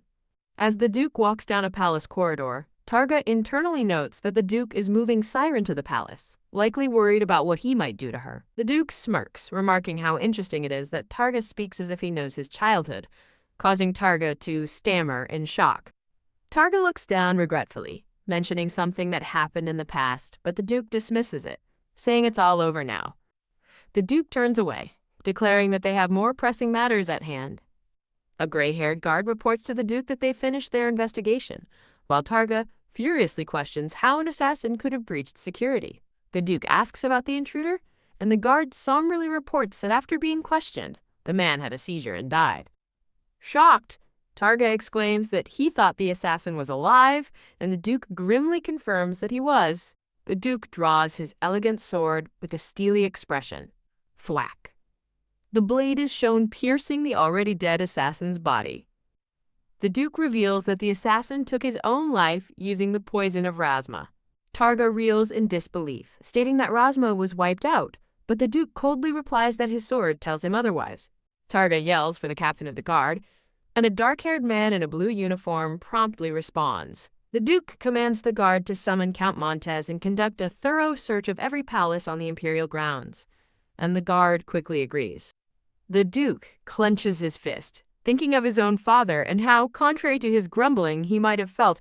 Looking up with grim determination, the Duke's resolve hardens. The scene shifts to the vast, glittering golden palace as a new day begins. A small arm stretches out as Siren begins to wake up. Yon Siren sits up in bed, stretching happily and declaring that she slept so well. Her smile vanishes as she looks off-screen with wide, curious purple eyes. From her perspective, she watches Targa look out over the palace, as she considers how lonely it must be to live in such a place. She quickly shakes the thought away, internally scoffing at the idea of worrying about that grumpy old geezer, the Emperor, feeling lonely. Her thoughts turn back to the previous day's chaos, wondering what the outcome was. She vividly remembers the imposing sight of her father, recalling his overwhelming aura, closer to a demon than a man. She realizes how arrogant she had been. Sitting on her bed, she laments that after being so confident, she now doubts she could even face her father again. Startled, Siren lets out a shriek as her father suddenly appears in her room, announcing that she's awake. Trembling, she stammers, "Dad!" and asks why he's there so early. He places a hand on her forehead, asking if she's cold. As her father lifts her up, he asks why she is shaking. With a sudden realization, Siren thinks, ah. She panics internally for flinching so obviously, unable to hide her fear as her father observes her with a serious expression. Targa storms in, yelling at the Duke for scaring the child, while Siren internally cheers that her grandpa has saved her. The Duke coolly reminds Targa that he was told to come by morning, making Targa the late one, who flusters and dismisses the point. The Duke states he has something to show Targa, who looks on with curiosity. Continuing to hold Siren, the Duke declares that Targa won't be able to deny things once he sees the proof. He dangles a small, glowing object from his fingers. The Duke asks Targa if the item rings a bell. A close-up reveals a delicate, sparkling gold chain.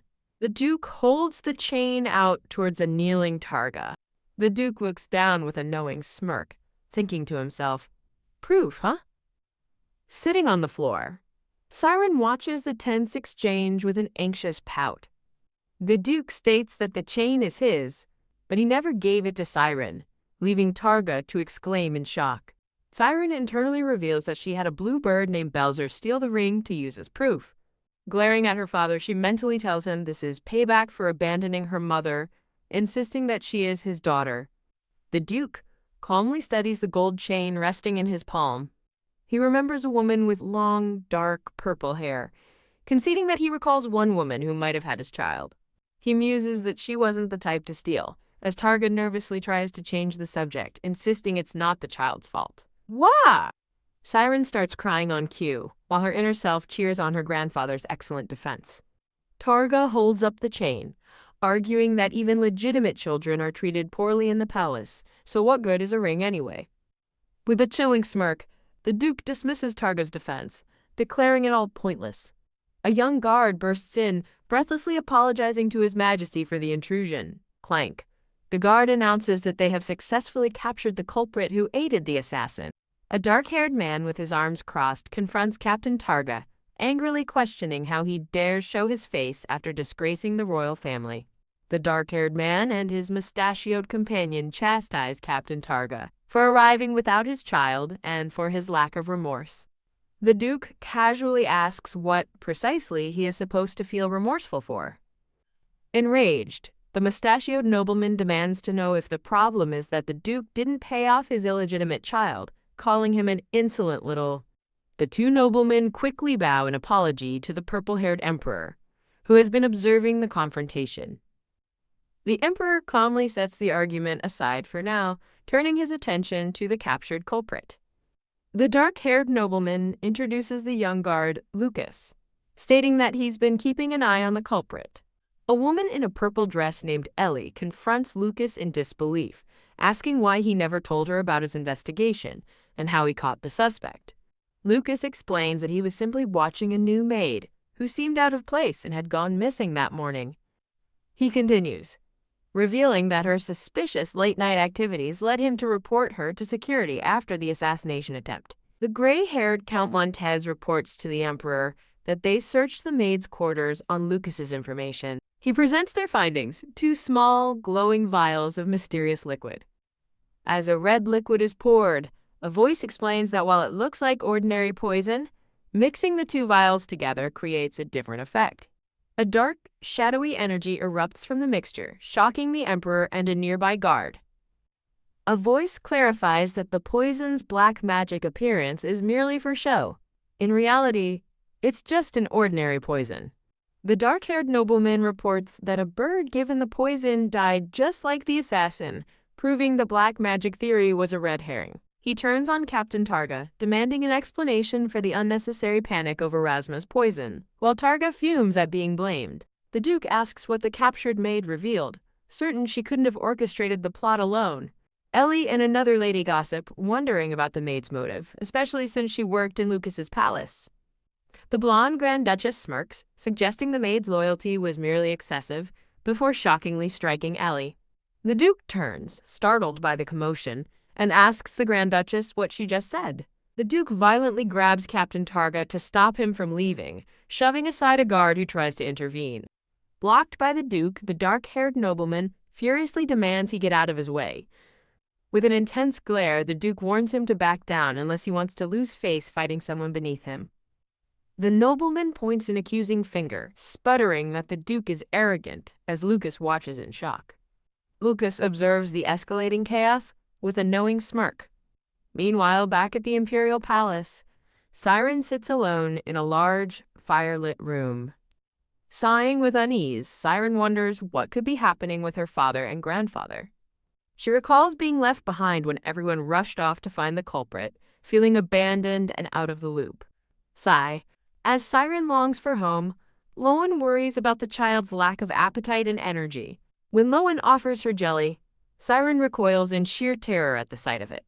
Siren internally vows to never look at jelly again, while Lowen expresses concern that she's rejecting even her favorite treat. Lowen gently apologizes to Siren for not taking better care of her during such a difficult time. Lowen pulls the small, sad child into a warm, comforting hug. Siren clings to Lowen, admitting she's struggling in the unfamiliar palace and begs to go home. Her plea is cut short as she looks up in wide-eyed surprise. The Duke has appeared, asking Lowen if she is feeling unwell. Lowen nervously insists she is fine, but the Duke watches with a questioning gaze as she quickly walks away with Siren. Suddenly, the Duke's hand reaches out and takes Siren from Lowen's arms, startling the child. The Duke stares down at a terrified Siren, asking what she's plotting now, while she trembles in fear. Flinch. Siren recoils instinctively as her father's hand brushes against her hair. The Duke observes her fearful reaction, telling her that if she's going to struggle this much, she never should have set foot in the palace to begin with. The imperial family tree reveals Emperor Arnoa II, his sons Carix and Erino, and a fourth line showing Siren's mother, Father Duke Targa, and a deceased former duchess. Thump. At Meyer Palace, an angry fist slams down on a table. Carix, the Duke's brother, seethes with rage, declaring he never thought his brother, Duke Targa, would act so brazenly. He recalls how Targa always endured insults with indifference in his youth, wondering why he chose today to lash out in front of the Emperor. At Meyer Palace, Carrick scolds a dark-haired woman for getting provoked by someone beneath her, and she meekly apologizes. Tesk, Carrick lectures the woman, stating that if she can't rely on her background like Erno, she must at least be clever. The tense atmosphere hangs heavy in the room as Carrick stands over the chastised woman. The dark-haired woman notes that Duke Targa seemed unusually agitated today, and Carrick nervously agrees. Her thoughts turn to Ellie, pondering the events of the previous day with a flicker of concern. When Carrick asks if she knows Ellie, the woman flinches, frantically denying any connection to someone like that. Carrick calls her denial ridiculous, reminding her that Senov's interrogation is scheduled to begin this evening. The woman panics, realizing that if the interrogation proceeds, many people could be implicated, regardless of the truth.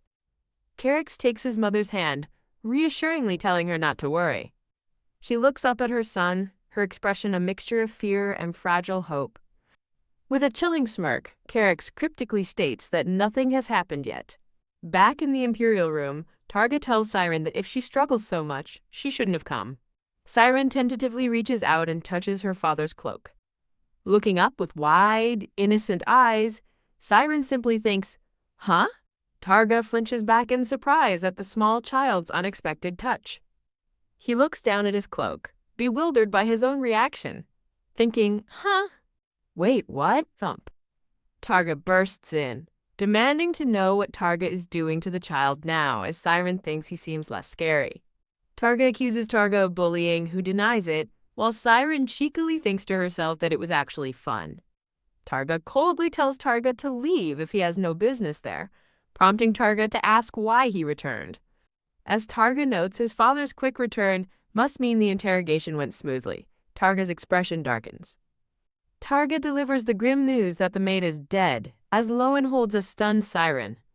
Siren asks if the maid was connected to the assassin, and Targa confirms she took her own life before the interrogation began. Targa grimly adds that she stabbed herself in the chest 10 times, no less. He continues, explaining to a listening Targa that she managed to kill herself even while under guard.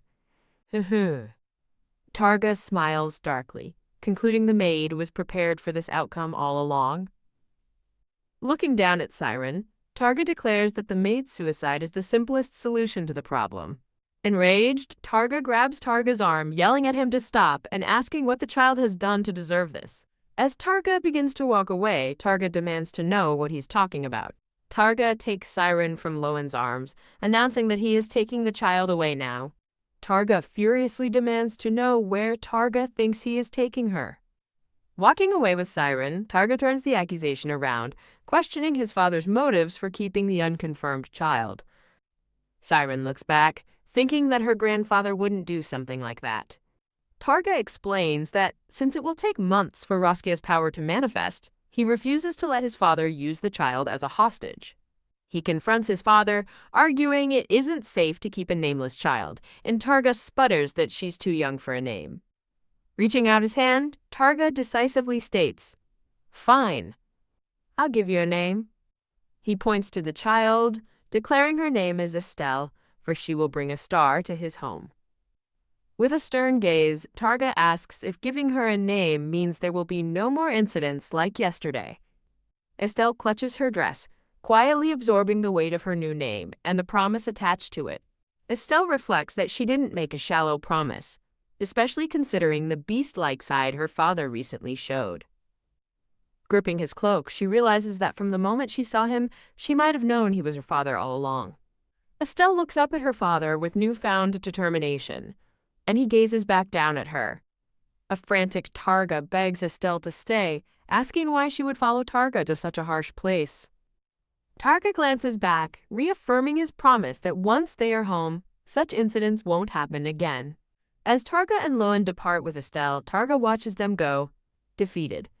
Looking back, Estelle silently scolds her grandfather, thinking how he could abandon her after all she had done for him.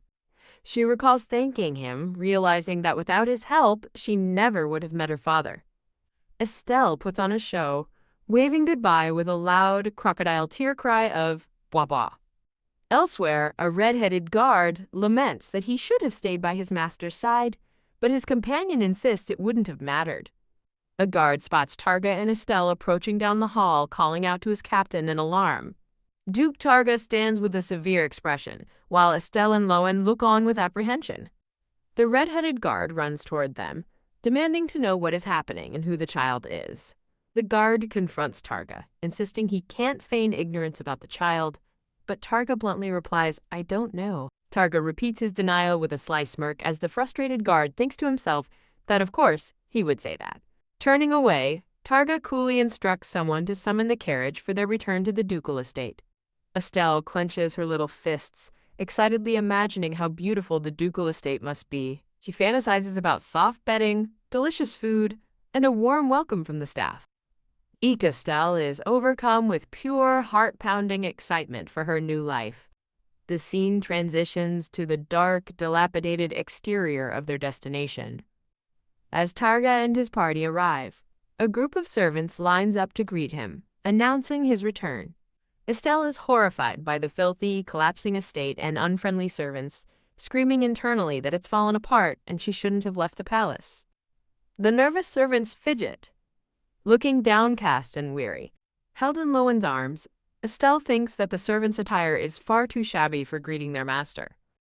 A man in a bow tie and a woman with an updo step forward, cheerfully announcing the Duke's return. The man claims they have been managing the estate, but Targa coldly questions since when. The man stammers nervously, saying it wasn't long ago and almost calling out the name Castile. As the couple fawns over her father, Estelle feels something is off and wonders why the name Castile is familiar, before having a flash of realization. Her eyes widen as she remembers she's heard that name before. He's her brother. She recalls that her brother was in seclusion after the Duchess left, shocked to learn they are in the same residence. The woman with the updo instructs Lowen to take the child to the empty second-floor inner chamber, but Lowen hesitates.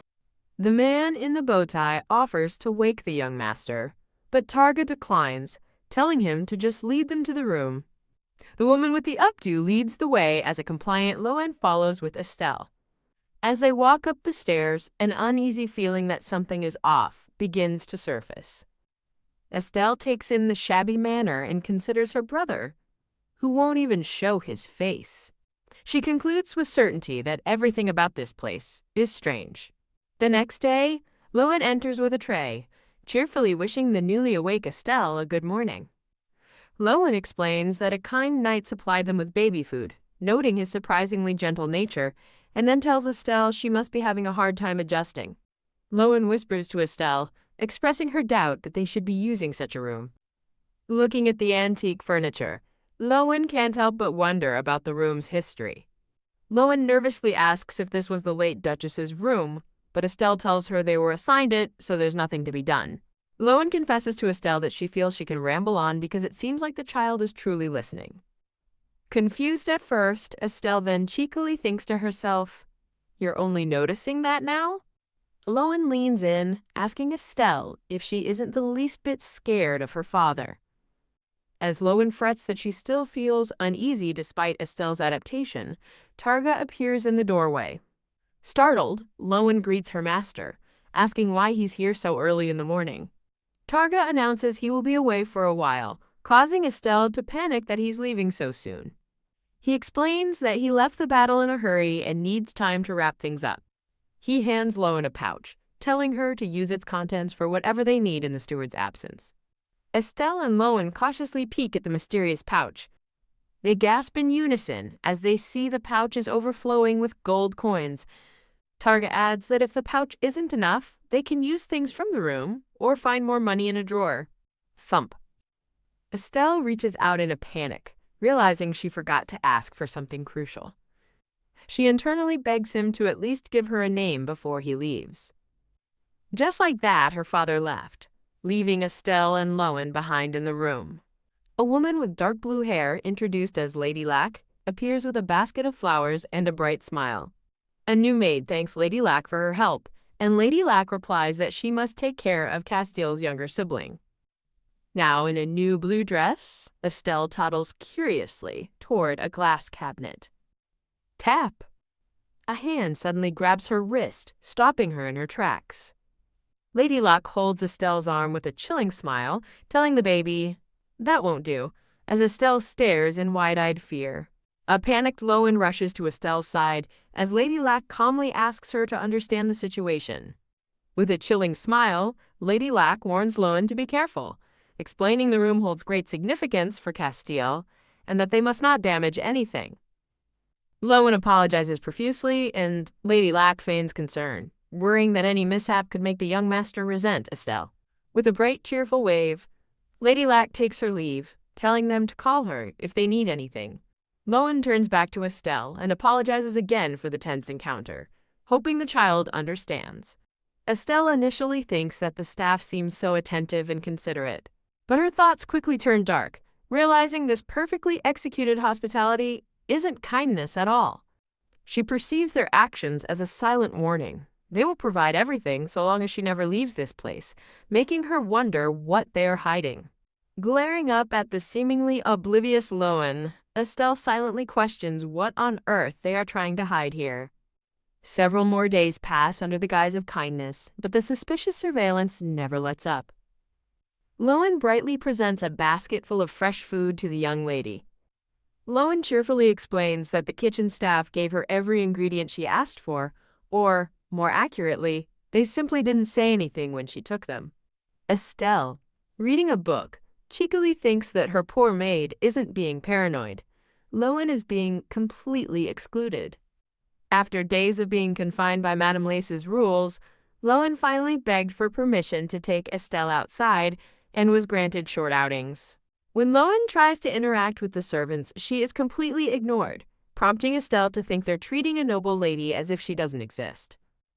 Estelle muses that the only reaction she gets is when they are startled by her red eyes, but she doesn't expect more from these two-faced people. Yawning widely, Estelle begins to feel drowsy after a long day. Seeing that Estelle has already dozed off, Lowen watches over her for a moment.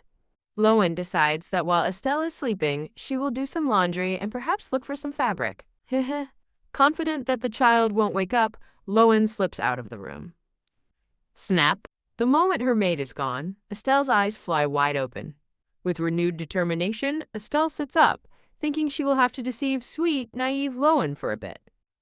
Thinking she has something important to check, she quietly slips out of bed and heads for the door.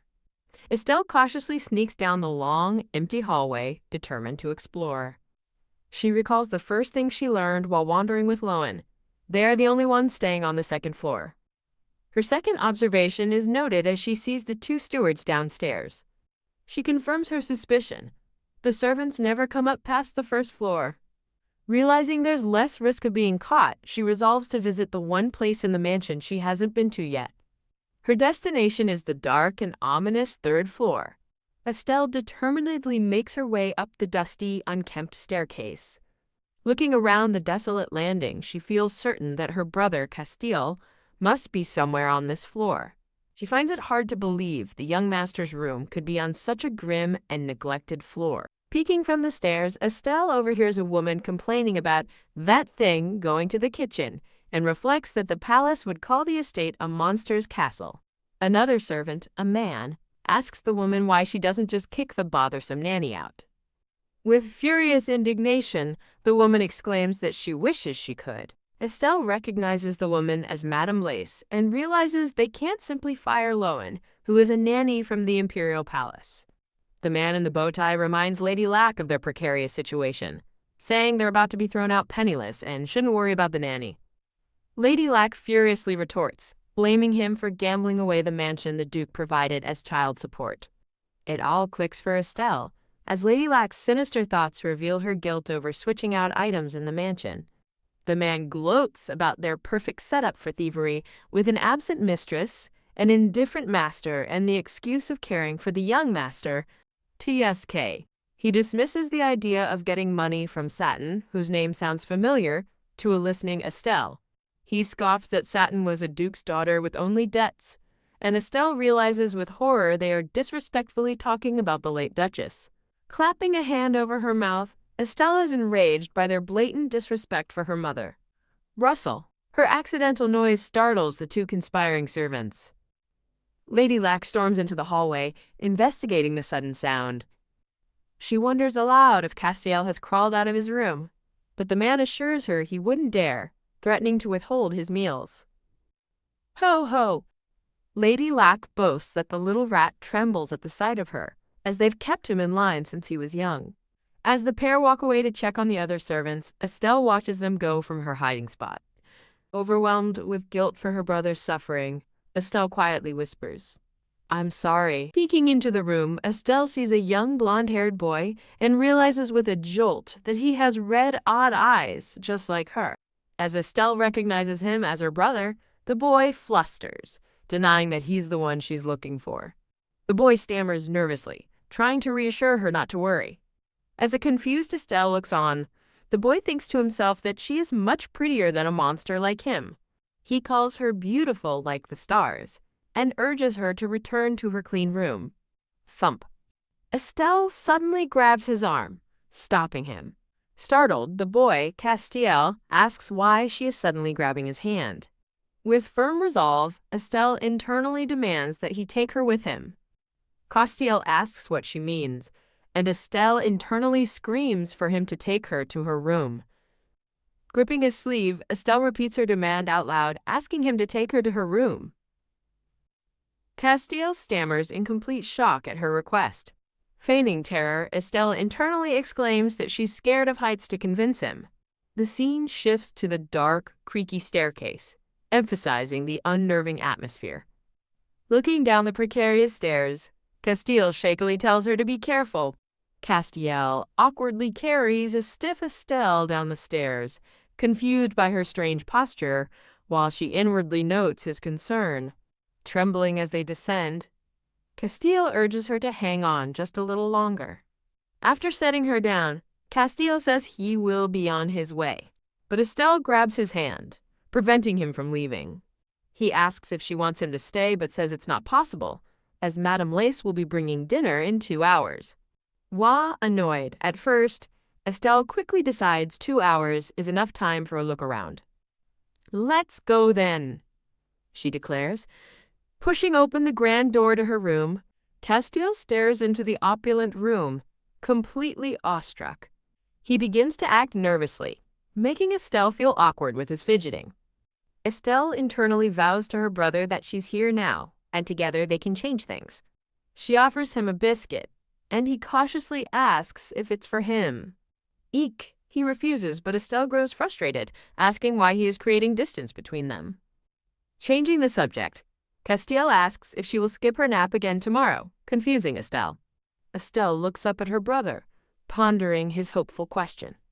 Her face lights up with a brilliant smile as she enthusiastically promises to come again tomorrow. Castiel looks down at her, surprised and touched by her earnestness.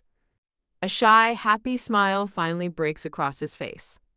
Later, Lowen tucks in a sleeping Estelle, chuckling to herself and promising to be back soon. Snap! The moment Lowen leaves, Estelle's eyes fly open. She was only pretending. The next day, Castiel peeks into her room, cautiously asking if she is alone. He explains he can't stay long because it's almost dinner, prompting Estelle to internally complain that he came too late. He shyly asks if he can sit next to her, and she pats the sofa invitingly. Sigh. He nervously reveals that he overheard Madame Lay saying the Duke will arrive in 6 nights. The two siblings look at each other, the weight of their father's imminent return hanging in the air. Castiel recalls seeing their father from afar, describing him as a giant he had to tilt his head back to see. Estelle thinks his description is an exaggeration and tells him he'll grow that tall too. His mood darkens as he sadly confesses his fear that he might not be the Duke's real son. Horrified, Estelle grabs his sleeve, demanding to know what nonsense he's talking about. She shoves a hand mirror in his face, insisting that they look the same. His red-pupilled eye is reflected starkly in the small mirror. Estelle declares that her eyes, his eyes, and their father's eyes are all the same, red. Castiel clutches his face in distress, unable to believe her words even with the proof. He thinks that his monstrous eyes are why the Duke avoids him, and why Madame Lace told him to hide, a truth Estelle realizes is their fault. Estelle seethes, understanding that the servants have been manipulating the abandoned boy all this time. As Castiel says he should go, Estelle glares, determined to stop him. She grabs his sleeve again, internally begging him not to leave. Castiel apologizes for having to leave, explaining that if he misses dinner, he'll have to starve. Shocked by his confession that he only eats once a day, Estelle demands to know what he just said. Estelle seethes with fury, realizing the servants are not only abusing but also starving her brother. Grabbing his hand, she declares with fiery determination that they'll go together.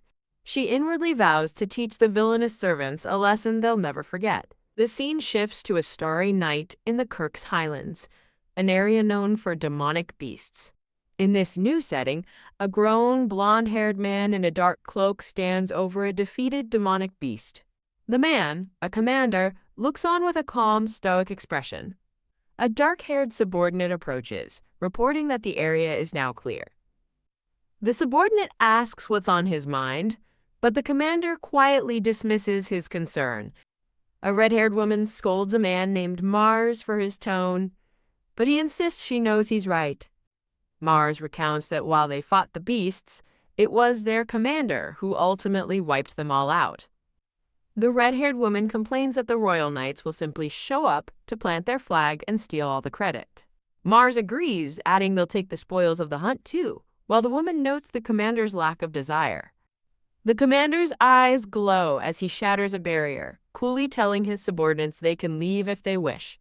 The red-haired woman cheerfully reports that she has already sent a message announcing the commander's return to the Duke's residence. He questions why she bothered since no one is waiting, but she reminds him he has a son and daughter who are his only family. He expresses doubt that they are his children, but the woman insists the baby looks just like him and young Master Castiel, making him flinch. The dark-haired subordinate then brings up Castiel, questioning the commander's decision to leave him with the Lace couple. As his subordinate points out that Castiel needs his father, the commander coldly insists the boy is better off without him. He reflects that, for a killer like himself, the mere existence of children, Castiel and another, is overwhelming. His thoughts trail off as he's struck by a memory of a young, smiling Estelle reaching out to him. He suddenly realizes that the little girl doesn't even have a proper name yet. Ah! The red-haired woman excitedly points to the sky, announcing the appearance of the Star of Sira. The commander looks up towards the sky, a faint, knowing smile on his lips. They gaze at the Star of Sira, described as the brightest star that guides the lost back home. The commander muses that he is finally seeing the star for himself, a sight unique to the Kirk's Highlands. In a light-hearted flashback, a young Mars asks a young Castile if they can get some of the famous local candy. A young version of the red-haired woman scolds Mars, who defends himself by explaining how rare Kirk's candy is in the capital. The red-haired woman apologizes to the commander for Mars's immature behavior. Huh? The commander surprises her by asking if the candy is truly that well known. He thoughtfully considers this new information, murmuring, "I see." The commander advises a confused Mars that while he shouldn't be greedy, he shouldn't let himself be robbed either. With a confident grin, the commander points forward, declaring that if there is a reward, they will seize it. The scene snaps back to the present, returning to Estelle and Castile in the mansion. A panicked Castile waves his hands frantically, insisting that he is perfectly fine. Apologizing profusely, he quickly retreats towards the door to make his escape. Estelle decides to sleep on her anger and formulate a plan to confront her brother in the morning. Snap. Her eyes fly open as a new, brilliant idea strikes her. She resolutely decides she will not let their mistreatment of her brother slide any longer. The next day, Estelle finds Castiel, who greets the little one with a cheerful hello.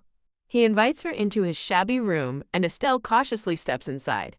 Castiel kindly offers his visitor a bite of his meal. He reveals the meager meal she left for him: a single potato, 2 small sausages, and a leaf of lettuce. Estelle seethes at the pathetic meal, realizing this is all he's been eating, while Castiel innocently asks what's wrong with the food. In response, Estelle proudly presents a handful of shiny red candies. Estelle watches her brother with focused intensity, her mind racing. With only 4 days until her father's return, she contemplates how to expose the servant's cruelty.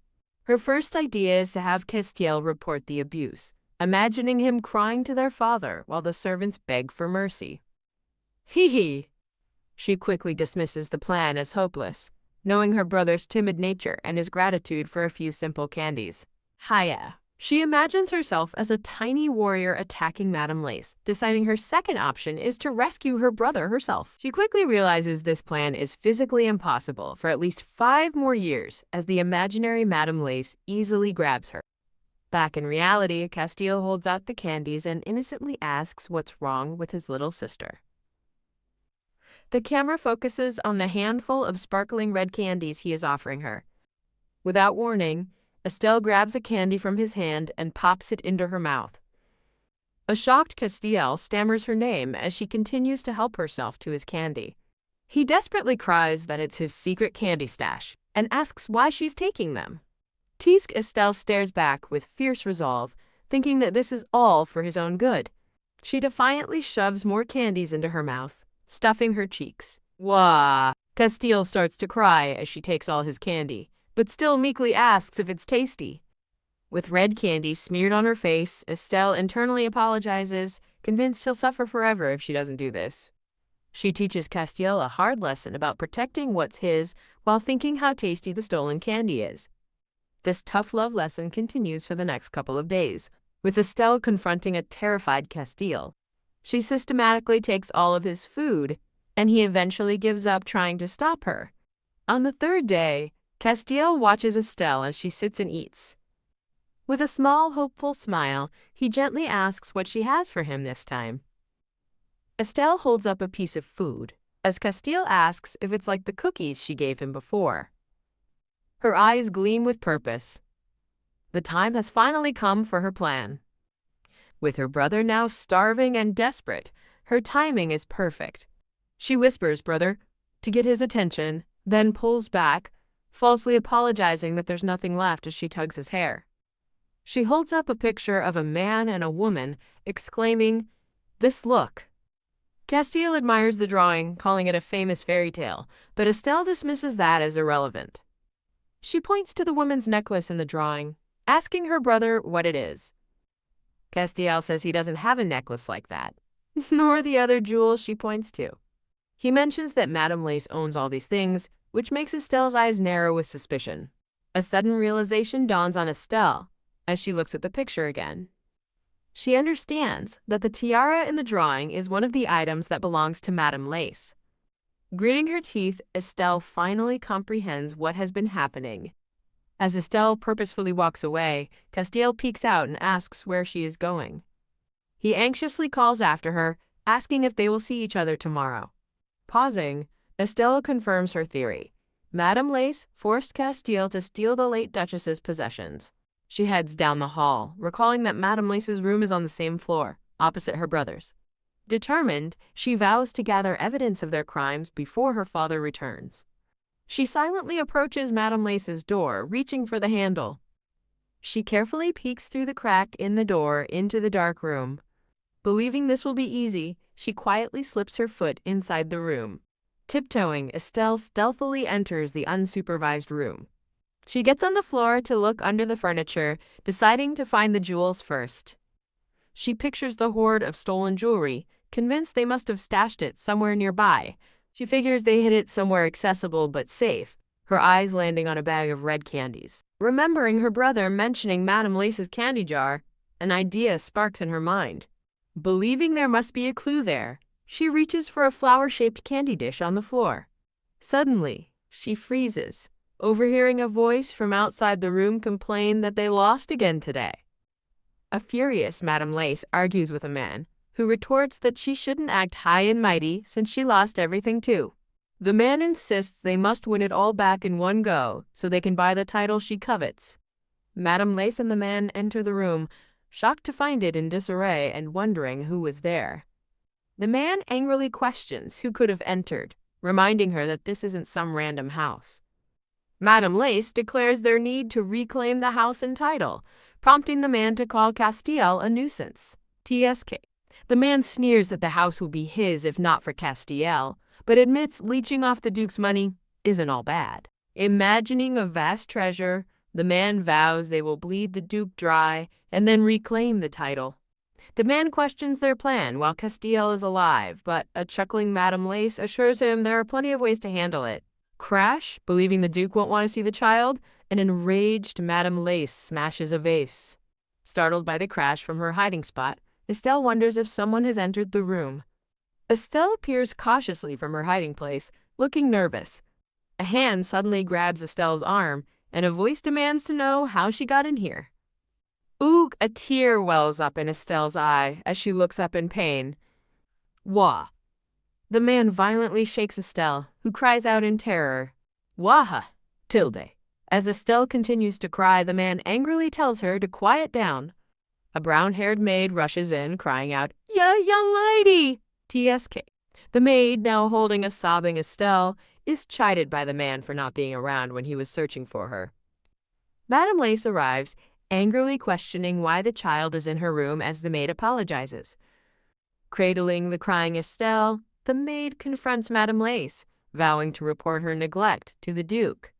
Madame Lace furiously orders the maid to get the child out immediately, and the maid apologetically bows. As the maid leaves with Estelle, Madame Lace anxiously asks the man if he thinks the child overheard them. Phew. The man sighs in relief, callously remarking that both the brother and sister lack any charm. He then adds that the situation isn't entirely bad, piquing Madame Lace's curiosity. A wicked smirk spreads across the man's face as he relishes his cruel idea.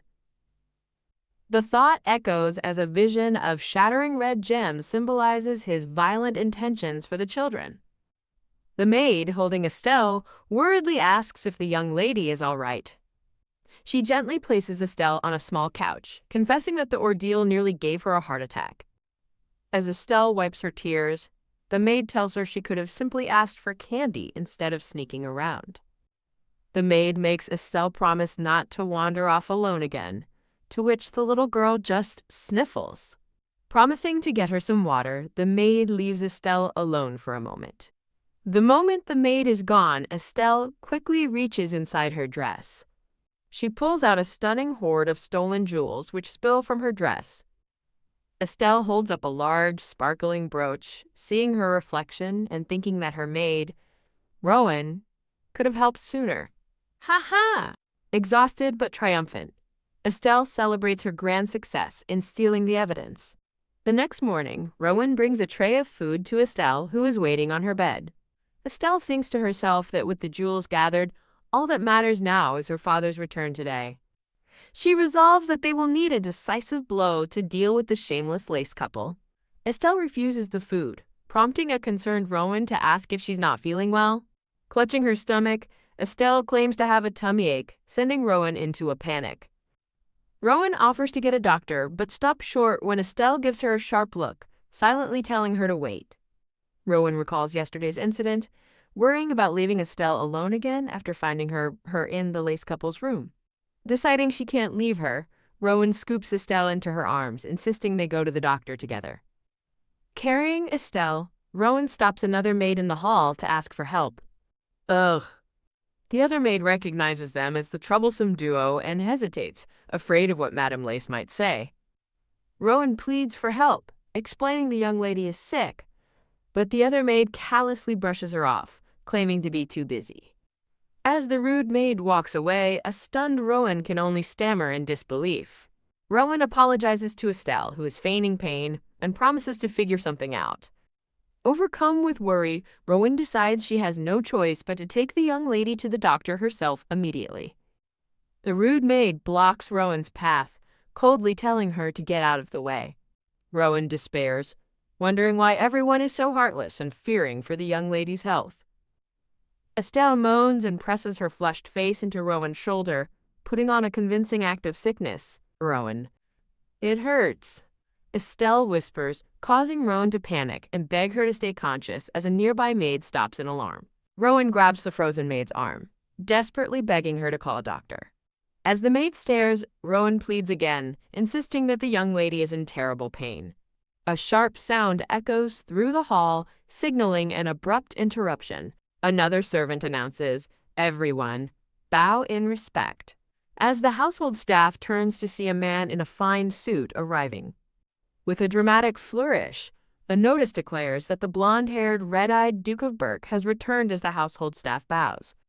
The man who partners with Madame Lace fawns over the newly arrived Duke, obsequiously welcoming him back. The Duke questions the man and Madame Lace, coldly asking if there aren't more people living in this house. The Duke asks his red-haired knight where the children are, but is interrupted by a desperate cry of, "Your Grace!" that startles him. It's Rowan, holding a seemingly weak Estelle, who tearfully explains that the young lady is unwell. The red-haired knight demands to know what's happening, and Rowan cries that no one in the household would help her. The Duke sternly commands Rowan to hand Estelle over to him. Rowan nervously complies, placing the fainting Estelle into her father's arms. Holding his daughter, the Duke observes she has no fever and wonders what she ate, recalling she was fine just yesterday.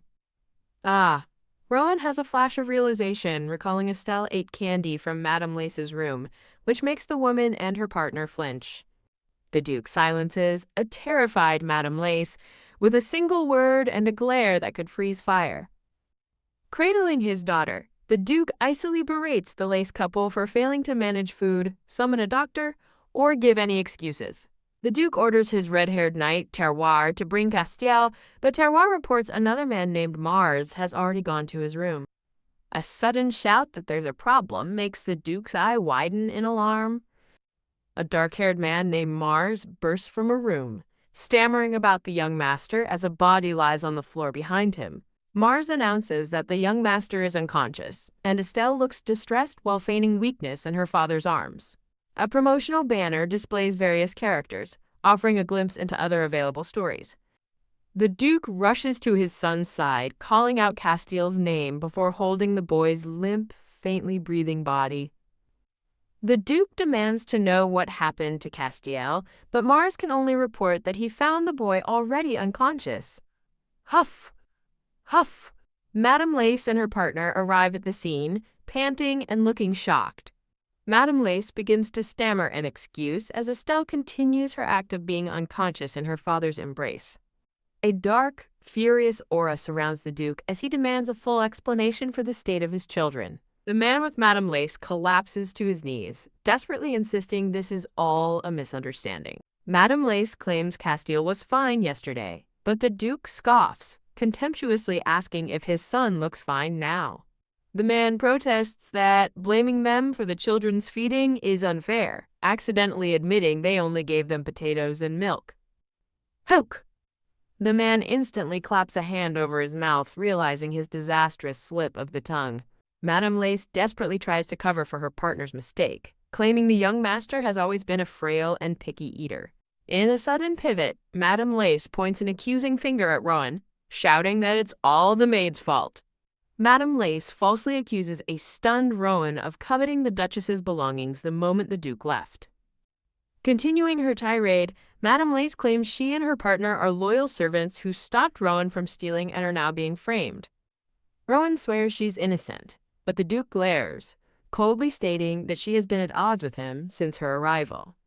The Duke asks Madame Lace for proof, calling her accusations irresponsible without any evidence to back them up. Seizing the opportunity, Madame Lace's expression turns gleeful as she eagerly claims they absolutely have evidence. She triumphantly declares they know Rowan stole the Duchess's jewels and urges the Duke to inspect the late Duchess's room. Madame Lace confidently leads the group toward the Duchess's room, ready to spring her trap. She specifies her accusation, a diamond brooch gifted by the king, which recently appeared on the black market. Madame Lace claims the seller's description perfectly matched Rowan, who now sports a sinister, knowing smirk, revealing her part in the plan. She explains they've been monitoring Rowan, waiting for the right moment to catch her in the act. Pointing to the Duchess's vanity, Madame Lace declares that the precious diamond brooch is gone. Madame Lace trips and falls forward, landing directly on the stolen jewelry hidden beneath a cloth. Rowan holds a now alert Estelle and smugly taunts the fallen woman, as Estelle thinks about the effort it took to set the stage. With a vengeful glare, Estelle thinks that the Lace couple will now pay for the crime of insulting her people. The man stammers, asking why the brooch is there, but the Duke icily asks if there is a reason it shouldn't be. The Duke's eyes glow menacingly as he pointedly asks if the brooch was perhaps supposed to be somewhere else. The man begs for mercy, claiming it's all Rowan's scheme, but the Duke coldly asks if he has anything else to say. The Duke's hand tightens on his sword as he gives a final warning. Keep talking if you value your life. The Duke gives a silent order to his knight, Terroir, who responds with a grim, "Yes, your grace." A knight in full armor apprehends the shrieking Lace couple, who plead that the accusations against them are false. A desperate hand reaches out as the man screams for the Duke while being dragged away. The scene fades into a dark, blood-red texture, signaling a grim end to the confrontation. Mars, the dark-haired man, rushes in to announce that he has brought Castile to the doctor. The Duke orders the physician to check on Estelle as well, and Rowan quickly agrees. The red-haired knight, Terroir, reports to the Duke that the children's living quarters are unsuitable and must be reassigned. The Duke quietly processes Terroir's report with a serious expression. He makes a firm decision, ordering that the children be moved into his own quarters. In bed, a frail and flushed Castile rests fitfully. Terroir reports the doctor's findings. Castile is small for his age due to malnutrition, but is expected to recover quickly with proper care. The Duke turns his attention to Estelle, and Rowan confirms the young lady was diagnosed with a similar case of malnutrition. Estelle is inwardly shocked by the diagnosis of malnutrition. She recalls grabbing the doctor and threatening him to be less blunt about her condition, much to his bewilderment. While Rowan tearfully agrees Estelle looks thinner, Estelle thinks her plan is working, though she questions if her father is blind. Terroir relays that the physician will send medicine and assured him of a swift recovery with proper care. Looking toward the Duke, Terroir adds that the physician emphasized the importance of familial warmth. The Duke's hand clenches as Terroir suggests he become more involved in raising the children. "Find someone suitable for the task," the Duke coldly commands, leaving Terroir stunned.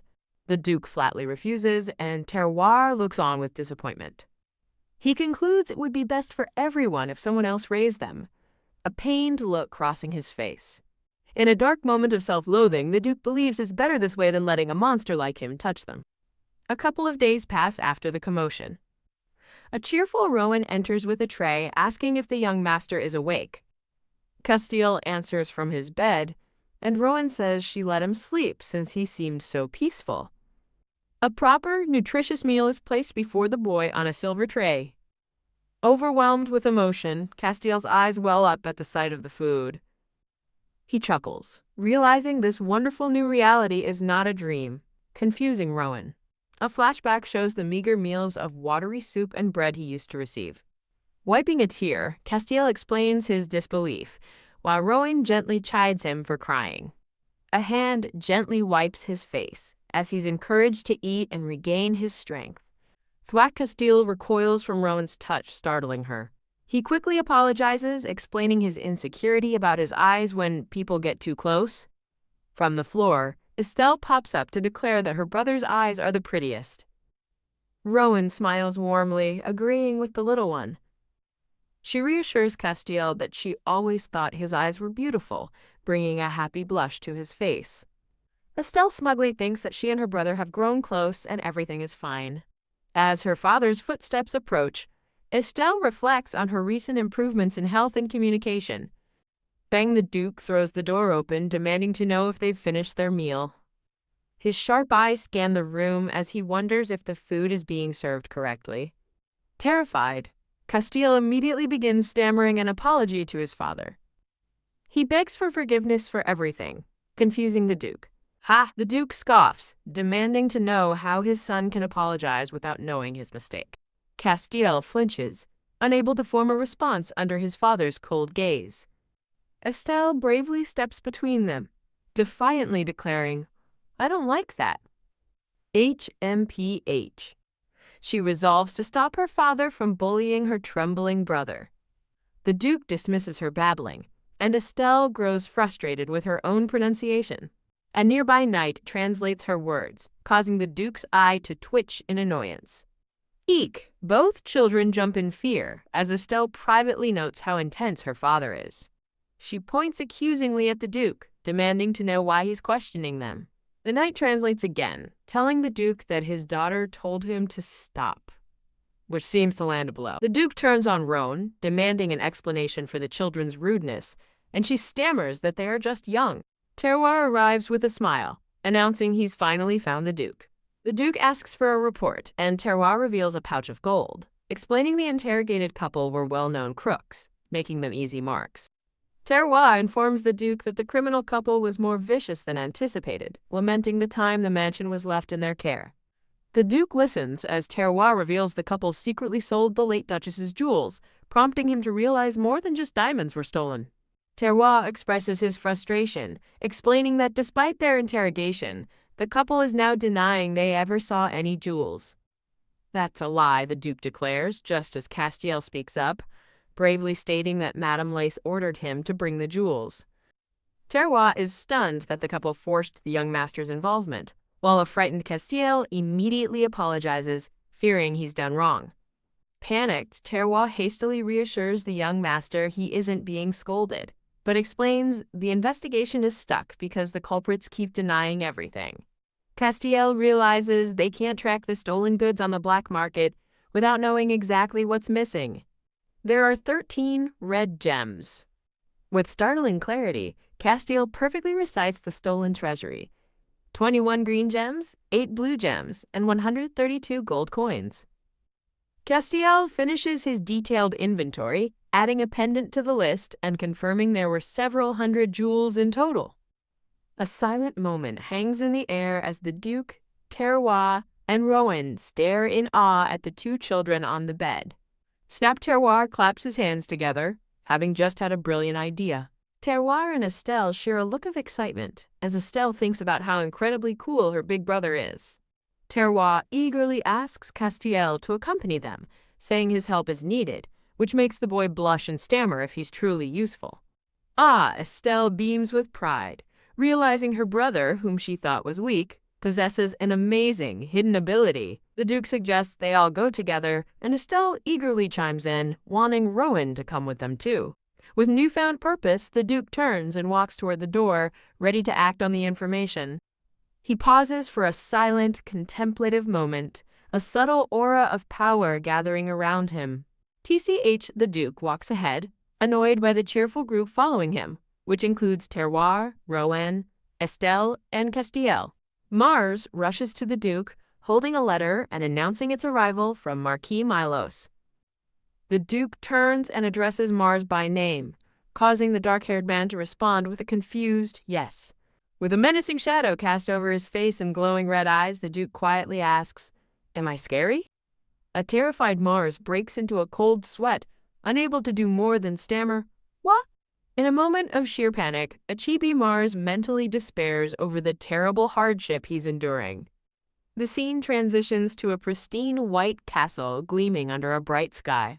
On a sunny day, Castiel reads a picture book about a princess to his sister Estelle on the floor. Thwack! Estelle abruptly slams her hand onto the book, pointing at a drawing of a rabbit. She eagerly asks about the drawing, and a flustered Castiel asks for clarification, to which he simply replies, "Yep." The book's illustration details a princess's basket filled with treats, specifically listing muffins, cookies, and candies. Estelle asks her question again, realizing with a flash of insight that her brother possesses a photographic memory. Recalling how he recited the jewel count, Estelle feels a wave of relief, finally understanding she was wrong to think him useless. Rowan enters the room, smiling as she observes the siblings getting along while reading picture books together. Castiel expresses surprise about a trip to the Imperial Palace, but Estelle confidently declares they will be fine. As Rowan prepares to leave, Estelle eagerly shoos her away while Rowan explains she has an important mission to accomplish before she returns. Click. After Rowan leaves, Estelle turns to her brother and calls his name. With tears welling in his eyes, Castiel looks down as Estelle holds up a flower card, announcing, "Let's go pick this." Castiel then sees a card with raspberries on it and quietly asks what it is. Hand in hand, the two children venture into a sun-dappled forest. Holding the raspberry card, Castiel resolves to find them since his sister wants them. Estelle points ahead, urging him deeper into the woods, and he asks if they need to go further. "Let's just go a little further in, okay?" Estelle insists, pulling her brother along as they continue their journey. Estelle recalls overhearing maids gossiping about a place deep in the forest where many raspberries grow. She also remembers seeing two men discussing how a certain Sir Targa used to enjoy picking raspberries. The bearded man had joked that Targa seemed like a baby who'd like jelly, which annoys Estelle as she holds a piece of jelly herself. Estelle reflects on her plan to raise her brother as a spare and the need to pay attention to her father's favorability. She considers her brother a backup plan, but concludes that their father must remain their primary protector. With determined eyes, Estelle decides that to secure her father's protection, they must bribe him. While she imagines comically kidnapping her father, she quickly acknowledges that such a plan is absolutely impossible. Holding her brother's hand, she settles on a more practical approach, bringing their father things he likes, since tastes don't easily change. As they walk, Castiel questions if she's sure they'll find raspberries, to which Estelle confidently replies, "Yeah." Estelle leans in to whisper that a scary monster is nearby, shocking Castiel, who asks why she didn't say so sooner. She quickly corrects herself, stating it's not a monster but a bird, leaving Castiel to wonder, huh? A flashback shows a smiling, dark-haired man explaining a large black bird has been circling the forest, as Estelle thinks of him as her ex-boyfriend brother. Now deep in the woods, Castiel nervously asks his sister if she's sure this is the right way. Estelle just looks up with wide, uncertain eyes, offering no reassurance. Meanwhile, at the residence, the Duke reviews documents while Terroir timidly tries to get his attention. Terroir presents a candidate's file, noting they only served for 6 months at the Rubens Marquisate. The Duke dismisses the applicant, reasoning that short tenures suggest a lack of diligence, while long ones hint at embezzlement or old age. Terroir admits it will be difficult to find more candidates for now, and the Duke reluctantly accepts the situation. Turning to leave, the Duke instructs Terroir to prepare the report he mentioned earlier, and Terroir agrees. Terroir internally questions the Duke's intense focus on hiring servants, then suddenly stops as he notices something on a desk. The Duke asks what's wrong, but a flustered Terroir quickly dismisses it as nothing. Bang! Mars bursts into the room in a panic, calling out to His Excellency. He stammers that a big problem has occurred, and the Duke calmly asks him what it is.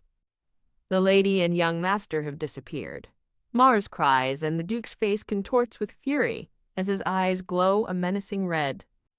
The scene shifts to the grand and imposing throne room of the imperial palace. An elderly man with a white beard, the emperor, sits on his throne and acknowledges the arrival of a woman in red. A man with a mustache eagerly tells His Majesty they can now question the woman who has just arrived. The Duke is being investigated for requesting Royal Knight documents and claiming ownership of prisoners and spoils of war. The mustached man reports to another noble that Duke Targa's prolonged stay in the capital and reinforced defenses are suspicious. A bearded man remarks that the Duke must be hiding something by guarding a ruined estate, though his companion questions if it isn't his right. Terroir clenches his fist, angrily thinking that goods won on the battlefield rightfully belong to the one who earned them.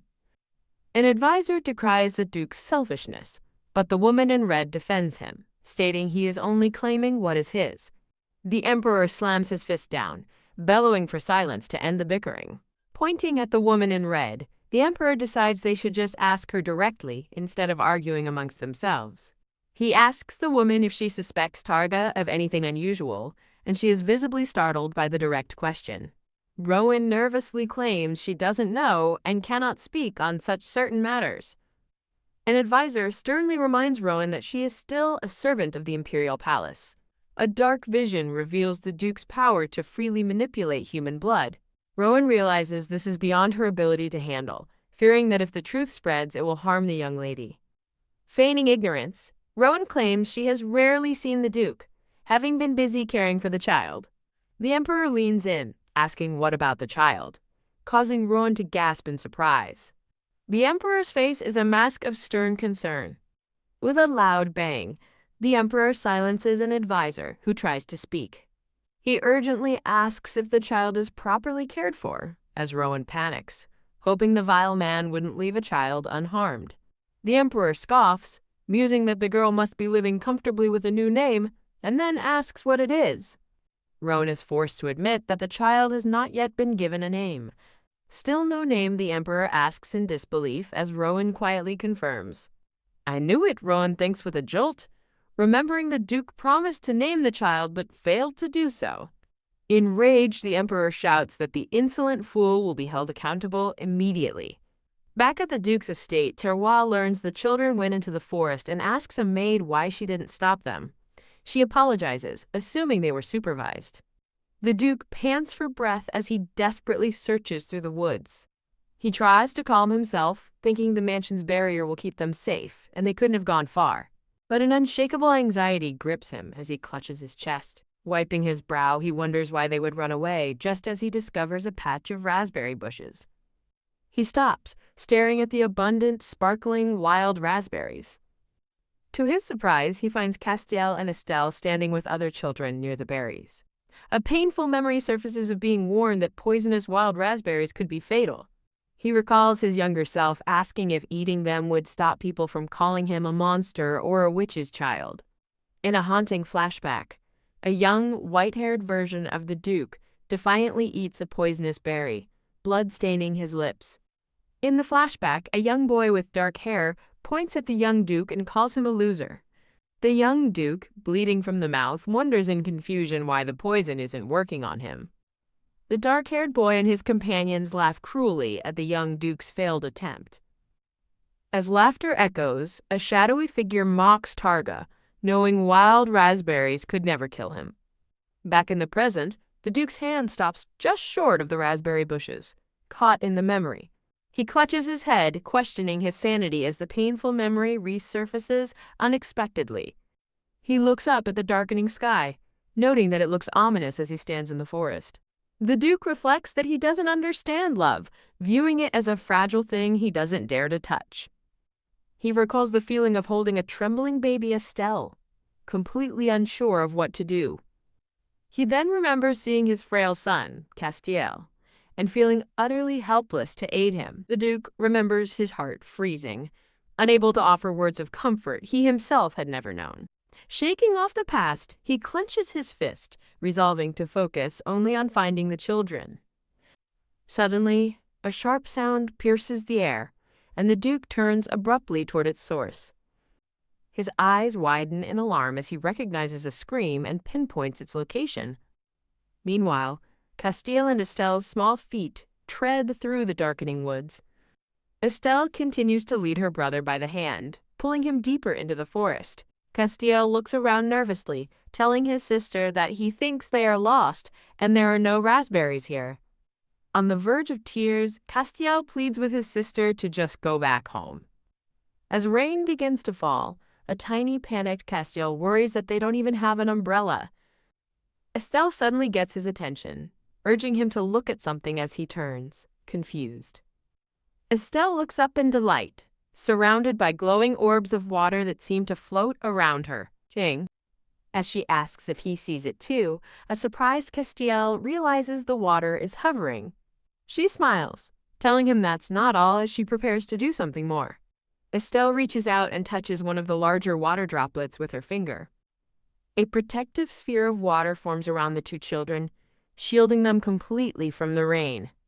Gasp! A chibi Castile stares in amazement, exclaiming that a barrier is forming above them. Estelle looks on with a determined expression, maintaining the magical water shield. Despite Castile's fear, Estelle refuses to leave, crying that they must find raspberries now since they may not get another chance. She tugs on her brother's arm, begging for more time, while he nervously insists they have to go back. Pulled off balance by his sister's insistence, Castiel begins to fall. Wah! Castiel cries out as he trips and tumbles to the forest floor. A worried Estelle immediately apologizes, but he quickly reassures her he's okay, checking if she was hurt. Castiel flashes a brave smile, insisting that a small fall like that doesn't hurt him at all. Suddenly, the two children stop, their attention caught by something just ahead in the bushes.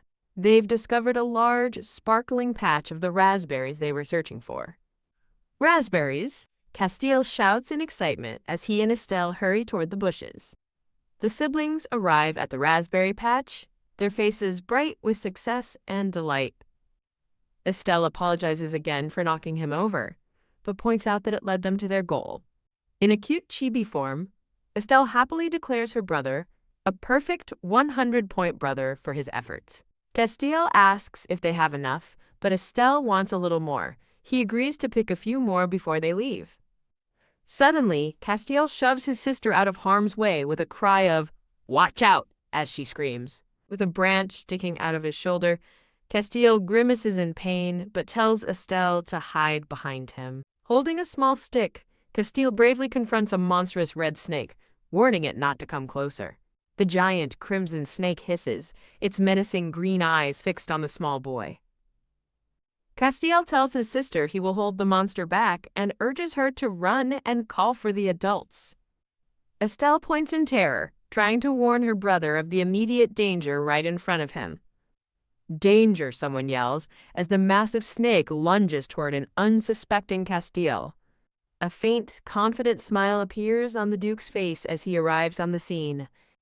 In a blur of motion and blue light, the Duke intercepts the snake, his sword flashing to protect the children. As the snake's severed body falls, the Duke stands over it, remarking that he's finally found them. With his sword still drawn, the Duke glances back with a triumphant smirk. Peeking from behind her brother, Estelle timidly calls out to her daddy. Estelle panics internally, realizing they've been found and that their father must be furious. Seeing the crushed raspberries, the Duke thinks that instead of a scolding, they're in for a much worse fate as he menacingly addresses them. Estelle flinches, bracing herself for the punishment she believes is coming. To their shock, the Duke pulls both children into a firm, protective embrace. Held tightly against her father, A confused Estelle once again whispers, "Daddy?" The Duke's hand gently rests on her back as he thinks to himself, "Never."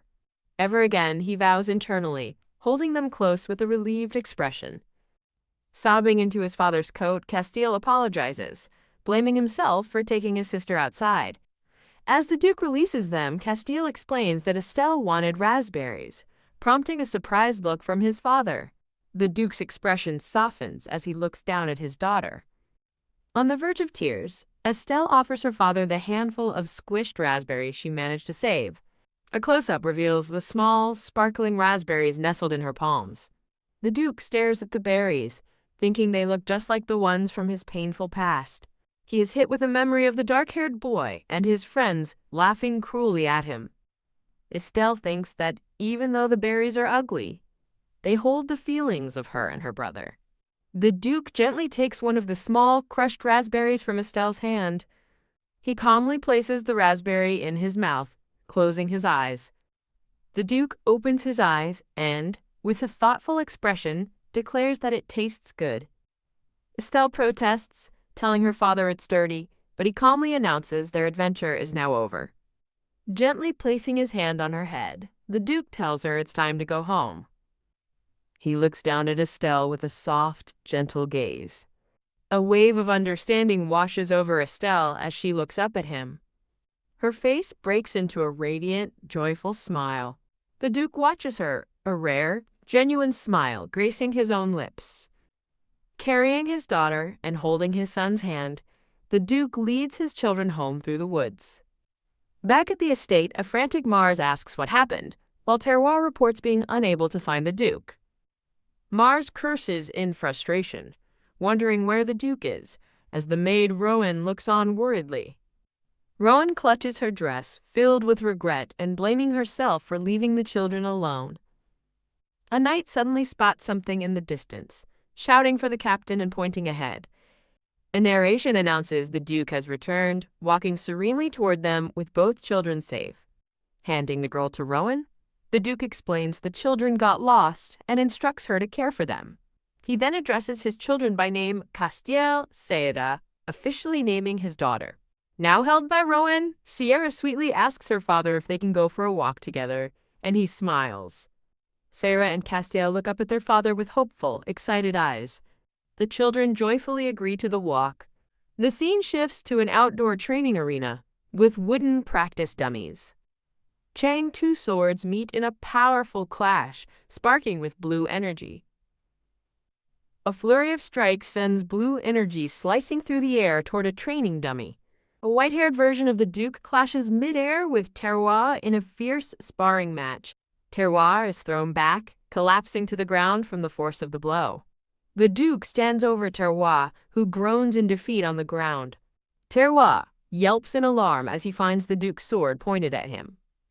The Duke, now with white hair and a dark cape, coldly asks if he will continue, prompting a tiny defeated Terroir to surrender. The Duke taunts Terroir about his lack of stamina, questioning if he's been slacking on his training. A nervous Terroir thinks to himself that, even though the Duke is saying that, it seems he is actually in a surprisingly good mood. Two other nervous knights step forward to ask if they can attend this year's victory celebration. A brown-haired knight passionately pleads their case, saying they're in their prime, only to be silenced by the Duke's sword at his throat. The blonde-haired Duke threatens the terrified brown-haired knight, asking if he should send his head to the celebration first. A man with black hair and red eyes intervenes, calmly addressing the blonde man as Duke. The scene shifts to a heartwarming portrait of Rowan, holding a cheerful Sierra, while Castiel stands beside them. The Duke approaches them, and Rowan explains that the children were so eager to see him that she couldn't stop them. Sierra looks up at her father with a bright, adoring smile. The Duke gazes down at his two children, his expression soft yet distant. As the Duke walks away, a group of other knights laughs and mocks him behind his back. The scene flashes to the masked, white-haired Duke, questioning Mars's insufficient training, prompting Mars to flee back to his drills. Returning to the present, the blonde-haired Duke officially addresses his children as Castiel Sierra. Castiel looks up at his father, his eyes wide with surprise. Sierra looks down, quietly acknowledging that her name is now Sira. Overjoyed at the attention, the children excitedly ask their dad to explore the castle together. During the tour, Terroir points out the dining hall and a poorly kept flower bed, which Castiel notes with disgust at a nearby spider. After the tour, a hand gently brushes Sira's blonde hair as a narration mentions the tour received feedback. Sira shouts her one-word review of the castle. It's old. She internally lists the problems she saw up close: cracked walls, endless cobwebs, and broken floors. Realizing her father also thought the castle was old, Sira panics at the sudden, dreadful thought that they must be broke. Castiel peeks out from a doorway, calling for his sister, Sira. Sira, now in a different dress, greets her brother, and Rowan explains she was planning a walk in the garden for her. While walking in the garden, Rowan asks about breakfast, and Sira happily replies that it was delicious. Sarah reflects that she had no idea her father's casual comment would lead to such drastic consequences. Thud. Creak. A sudden noise interrupts their walk, causing the family to turn in alarm. A young man in an apron and cap appears, looking just as surprised as they are. A confused Sira listens as the man explains he was just about to wake her up. The man points to a pile of rubble, stating that the main building was standing right there yesterday. He insists the building was there, gesturing frantically at the empty space. A wide view reveals the entire main building has vanished, leaving only a field of debris as the group realizes it's completely gone. Rowan nervously asks Mars what's going on, and he excitedly announces the main building is being rebuilt. Mars gushes that the Duke demolished it overnight with his sword in what he calls a magnificent sight. The Duke appears before them, standing proudly amidst the dust and rubble. He smirks down at his children and asks them if they like his work. Horrified, Sira thinks to herself that she doesn't like it at all. Their house has been destroyed. Kya! A chibi Sira has a mental breakdown, screaming that this isn't what she wanted. The Duke calmly explains that they are rebuilding everything because the old place was too dangerous for children to live in. Rowan tries to soothe a distressed Sira, suggesting they can sleep in the annex for now. Just then, Terroir runs up, urgently calling for the Duke. He announces that Marquess Milos of the Royal Knights has come to see him, piquing the Duke's interest. The Duke quietly wonders why Marquess Milos would be visiting. The scene flashes to a dazzling view of a treasure chest overflowing with gold and gems. Glimpses of more treasure chests and gold bars fill the screen with sparkles. Marquess Milos, a distinguished blond man in a red coat, stands in a magnificent treasure hall. Ya tilde. As Milos greets the Duke, a tired Sira lets out a loud yawn. Milos unfurls a scroll, and Sira internally cheers, thinking they'll have plenty of money to rebuild the house. The Marquess announces that the Duke will receive all the lands and treasures he conquered, leaving the Duke shocked and questioning the decree. Milos is taken aback, asking the Duke if he truly didn't know about this. Milos clarifies that since the Duke didn't approve the nationalization of his spoils of war, His Majesty instead granted them to him directly. Sira panics, realizing her father might refuse the treasure, which would be disastrous now that their house is destroyed. She quickly whispers to her brother, beckoning him closer to enact a plan. Marquess Milos, realizing the Duke never requested this, smiles as he believes he understands the misunderstanding. He remarks that he always found it strange, as a man of the Duke's integrity would surely never covet the spoils of war. As Marquess Milos offers to take away the treasures, grrrr, Sira stands defiantly before him, protecting the chest. No. It's ours, Sira screams, fiercely staking her claim on the newfound wealth. The Duke watches his daughter, a flicker of surprise on his face at her possessive outburst. Daddy, this is ours, she yells, prompting a laughing Marquess Milos to finally recognize her as the newly arrived child. In a flash, the Duke's sword is at the Marquess's throat as he darkly warns, "Do not touch them."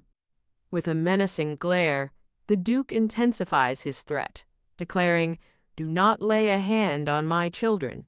Pinned to the floor, a terrified Marquess Milos stammers an apology to the enraged Duke. Mars suddenly appears, urging the Duke to calm down and pointing toward the children. He explains that the little ones have taken a liking to the treasures, thinking to himself how well Sierra and he have done.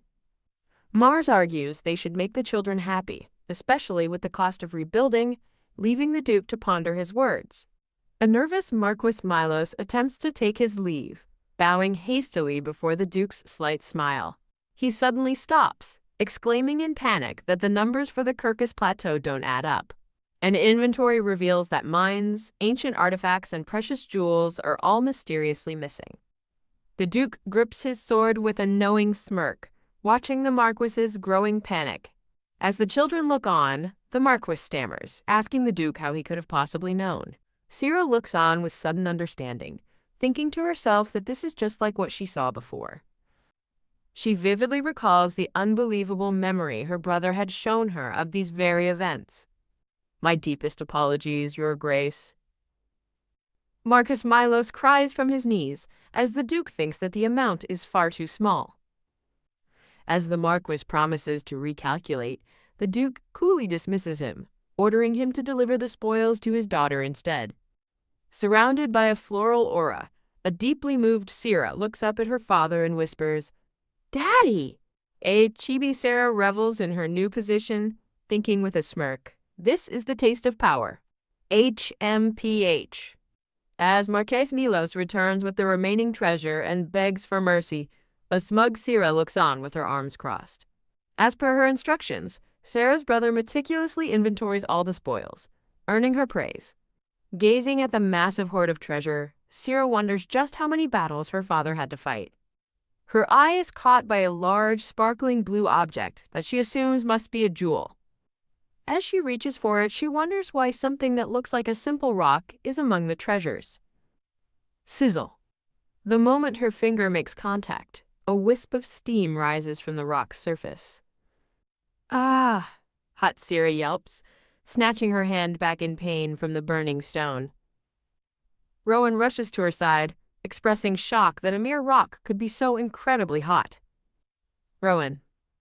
"I got burned," Sierra complains, but the maid simply urges her to come quickly and get dressed. An imposing gray-haired man adorned with numerous medals makes a sudden, regal appearance. The entire household staff bows deeply as the distinguished man, clearly someone of great importance, enters the estate. A knight informs Your Majesty that the Duke is on his way, but the man states that won't be necessary. The maids nervously report that the person His Majesty is looking for is nowhere to be found. Now? Nonsense. That's not true. The Emperor roars, refusing to believe the report from his aide. He furiously denies caring about that little child, insisting he's only there for another reason entirely. His rant is cut short as a small voice from behind him asks, "Grandpa?"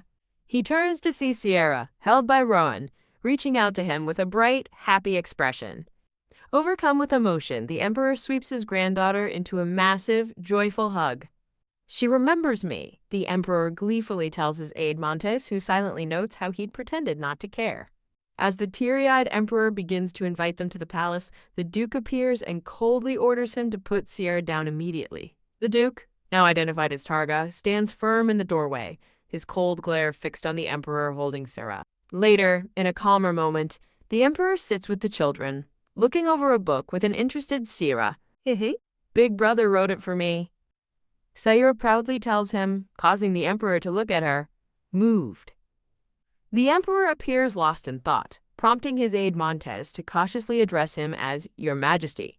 The Emperor's expression turns serious as he addresses the Duke by name, "By the way, Targa." He looks toward the Duke standing in the doorway and asks how long he intends to just stand there.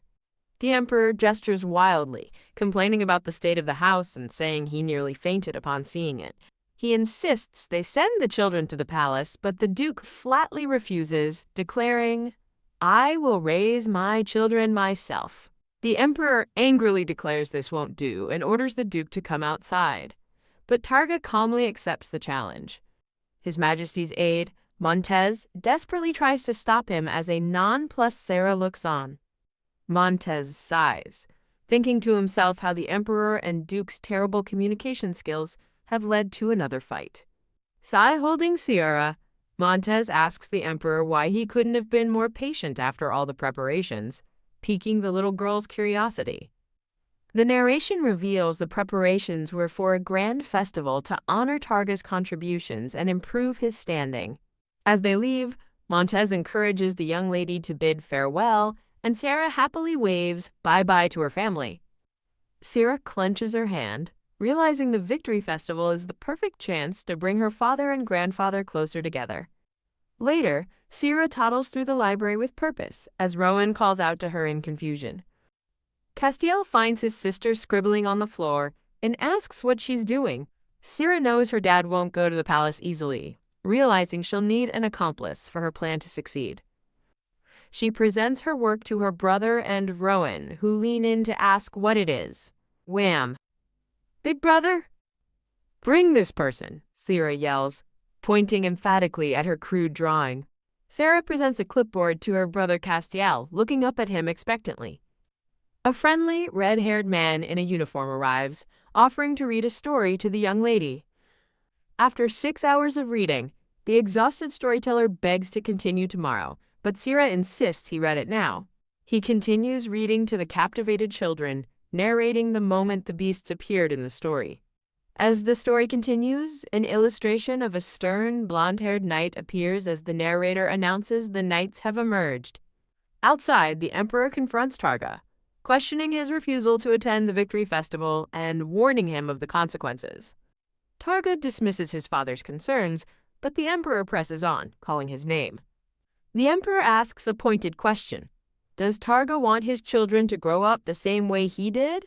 A vision of his smiling children flashes before him, a reminder of what's at stake. The emperor's words hit their mark, leaving the duke to ponder the horrifying thought of his children becoming like him.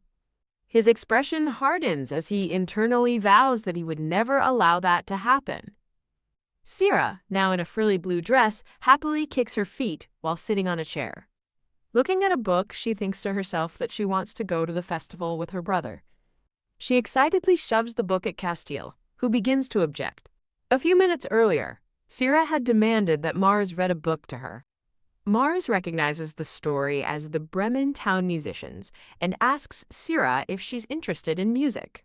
Sarah internally schemes to research the festival to make her dad a star, then happily announces she's going. Her happy daydream is abruptly shattered by the stark thought, "We can't go to the festival?" Sarah demands to know why they can't go, and Mars explains it's because the Duke has already stated he won't attend. Sarah erupts in a furious tantrum, frustrated that her father is once again the obstacle. She wonders what to do now, lamenting the lost opportunity to make her father stand out. Her brother Castiel suddenly bursts in, urgently telling Lady Sarah that the situation is bad. He grabs her hand, telling her she needs to hurry. The scene transforms, showing Sarah dressed in an elaborate pink gown surrounded by flowers. Rowan beams with pride at the finished dress, while Sarah shyly asks if it looks okay. Rowan adjusts the gown, wishing she'd had more time, but expressing her relief with how it turned out. The scene flashes to a joyous festival, with crowds celebrating under colorful banners. Wearing a matching bonnet, Sarah looks down and shyly says she is very happy. The Duke grants his permission to attend, and an ecstatic Rowan tells Sarah they can go as the household begins preparations. Rowan gushes about the grand festival, noting how everyone has a great time except for the Duke, who stays home. Rowan wishes she could have made Sarah even more stunning, lamenting that she can't wear a tiara like other noble girls. Sarah promises Rowan she will walk with pride, then gives her an affectionate kiss on the cheek. Overjoyed by the gesture, Rowan pulls Sarah into a hug, calling her adorable.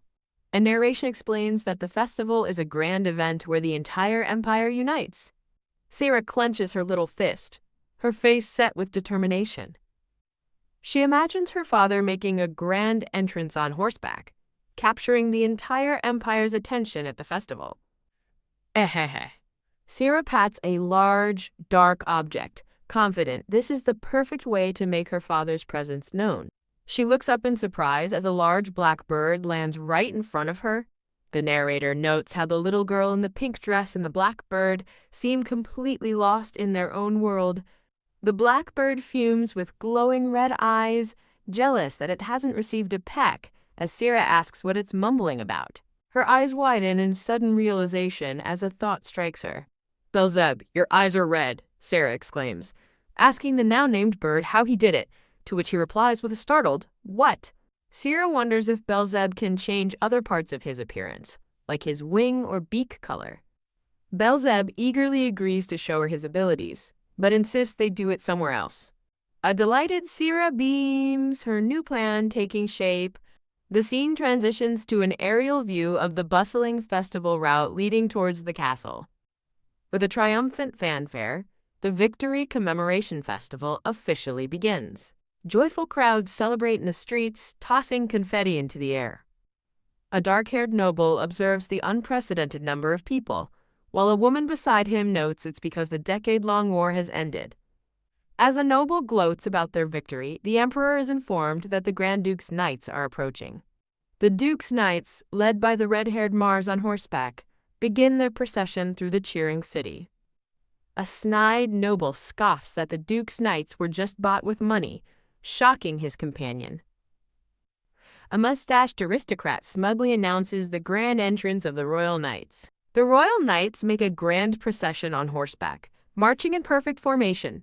A charismatic, blonde-haired knight named Erno tosses a handful of gold coins to the adoring crowd. The commoners cheer with delight, eagerly reaching for the falling gold coins. A fellow noble furiously scolds Erno for his reckless behavior, but Erno casually dismisses his concerns. The emperor watches Erno's display with a look of stern disapproval. The emperor turns away, disgusted, as the nobles behind him watch nervously. A heavy hoof steps onto the cobblestone street, heralding a powerful arrival. A formidable figure in black armor and a long cape dismounts from their steed. The crowd stares in stunned silence as the mysterious figure approaches. The cloaked figure is revealed to be Duke Targa, his piercing red eyes fixed forward. The people in the crowd gasp in shock and fear. The emperor watches with a smug smirk, acknowledging that Targa has finally arrived. Targa rides slowly through the parting crowd, holding a small, wide-eyed Sira in his arms. A shocked bystander points, asking in disbelief if Duke Targa is holding a baby. Sira, nestled safely in her father's arms, gives the stunned crowd a bright, happy wave and says, "Hello." She waves cheerfully again, beaming at the onlookers. The crowd whispers in astonishment, wondering if the fearsome Duke of Berk has brought his daughter. Sira knows her smile isn't enough to win them over, and decides it's time for the next phase of her plan. A small boy points in fear, calling Targa the Grim Reaper, but his mother quickly scolds him. The flustered mother quickly apologizes for her son's words. Suddenly, a massive black wing unfurls, emitting a brilliant, divine light. A woman in the crowd points skyward, urging everyone to look. Belzeb, now transformed into a magnificent glowing bird, soars above as the crowd cheers, hailing the appearance of the goddess's divine bird. Sira looks up with a satisfied smirk, commending the now-named Belzer on his perfect timing. Sira promises Belzer a present for a job well done, causing the bird to react with shock and delight. In a flash of light, Belzer transforms into a handsome, dark-haired man who asks Sira if he isn't amazing. Belzer vows to earn a kiss from Sira as she waves goodbye, promising him snacks when they return home. A single large, black feather drifts down from the sky, landing gently in Targa's arms near Sira. The little boy from before points up at the really big bird, as his mother insists he apologize to the young lady. Sira kindly offers the boy the feather Belzer left behind as a gift. Surrounded by an aura of flowers, Sarah proudly declares that her father is not a divine envoy. Holding the feather, the boy and his mother realize that the rumors about Duke Berk are completely wrong. A man in the crowd begins to chant Targa's family name. Berk. Berk. Soon, the entire crowd joins in, cheering loudly for Berk. The crowd's fear turns to adoration as they thank Duke Berk for protecting their country, while he holds his daughter Sira. Sira beams from her father's arms, thinking that this grand reception is exactly what a returning hero deserves. Her expression shifts to slight surprise as someone calls her name Sira. Duke Targa looks down at his daughter, a gentle light illuminating his face as they are surrounded by flowers. She looks up at her father and gives a confident little, mm-hmm. Targa, holding Sarah with Castiel beside them, strides into the throne room, stopping before the emperor. The mustached aristocrat furiously confronts Targa, accusing him of showing up late just to steal the spotlight. Unfazed, Targa coldly suggests that if his brother finds it amusing, he should go fight the enemy himself next time.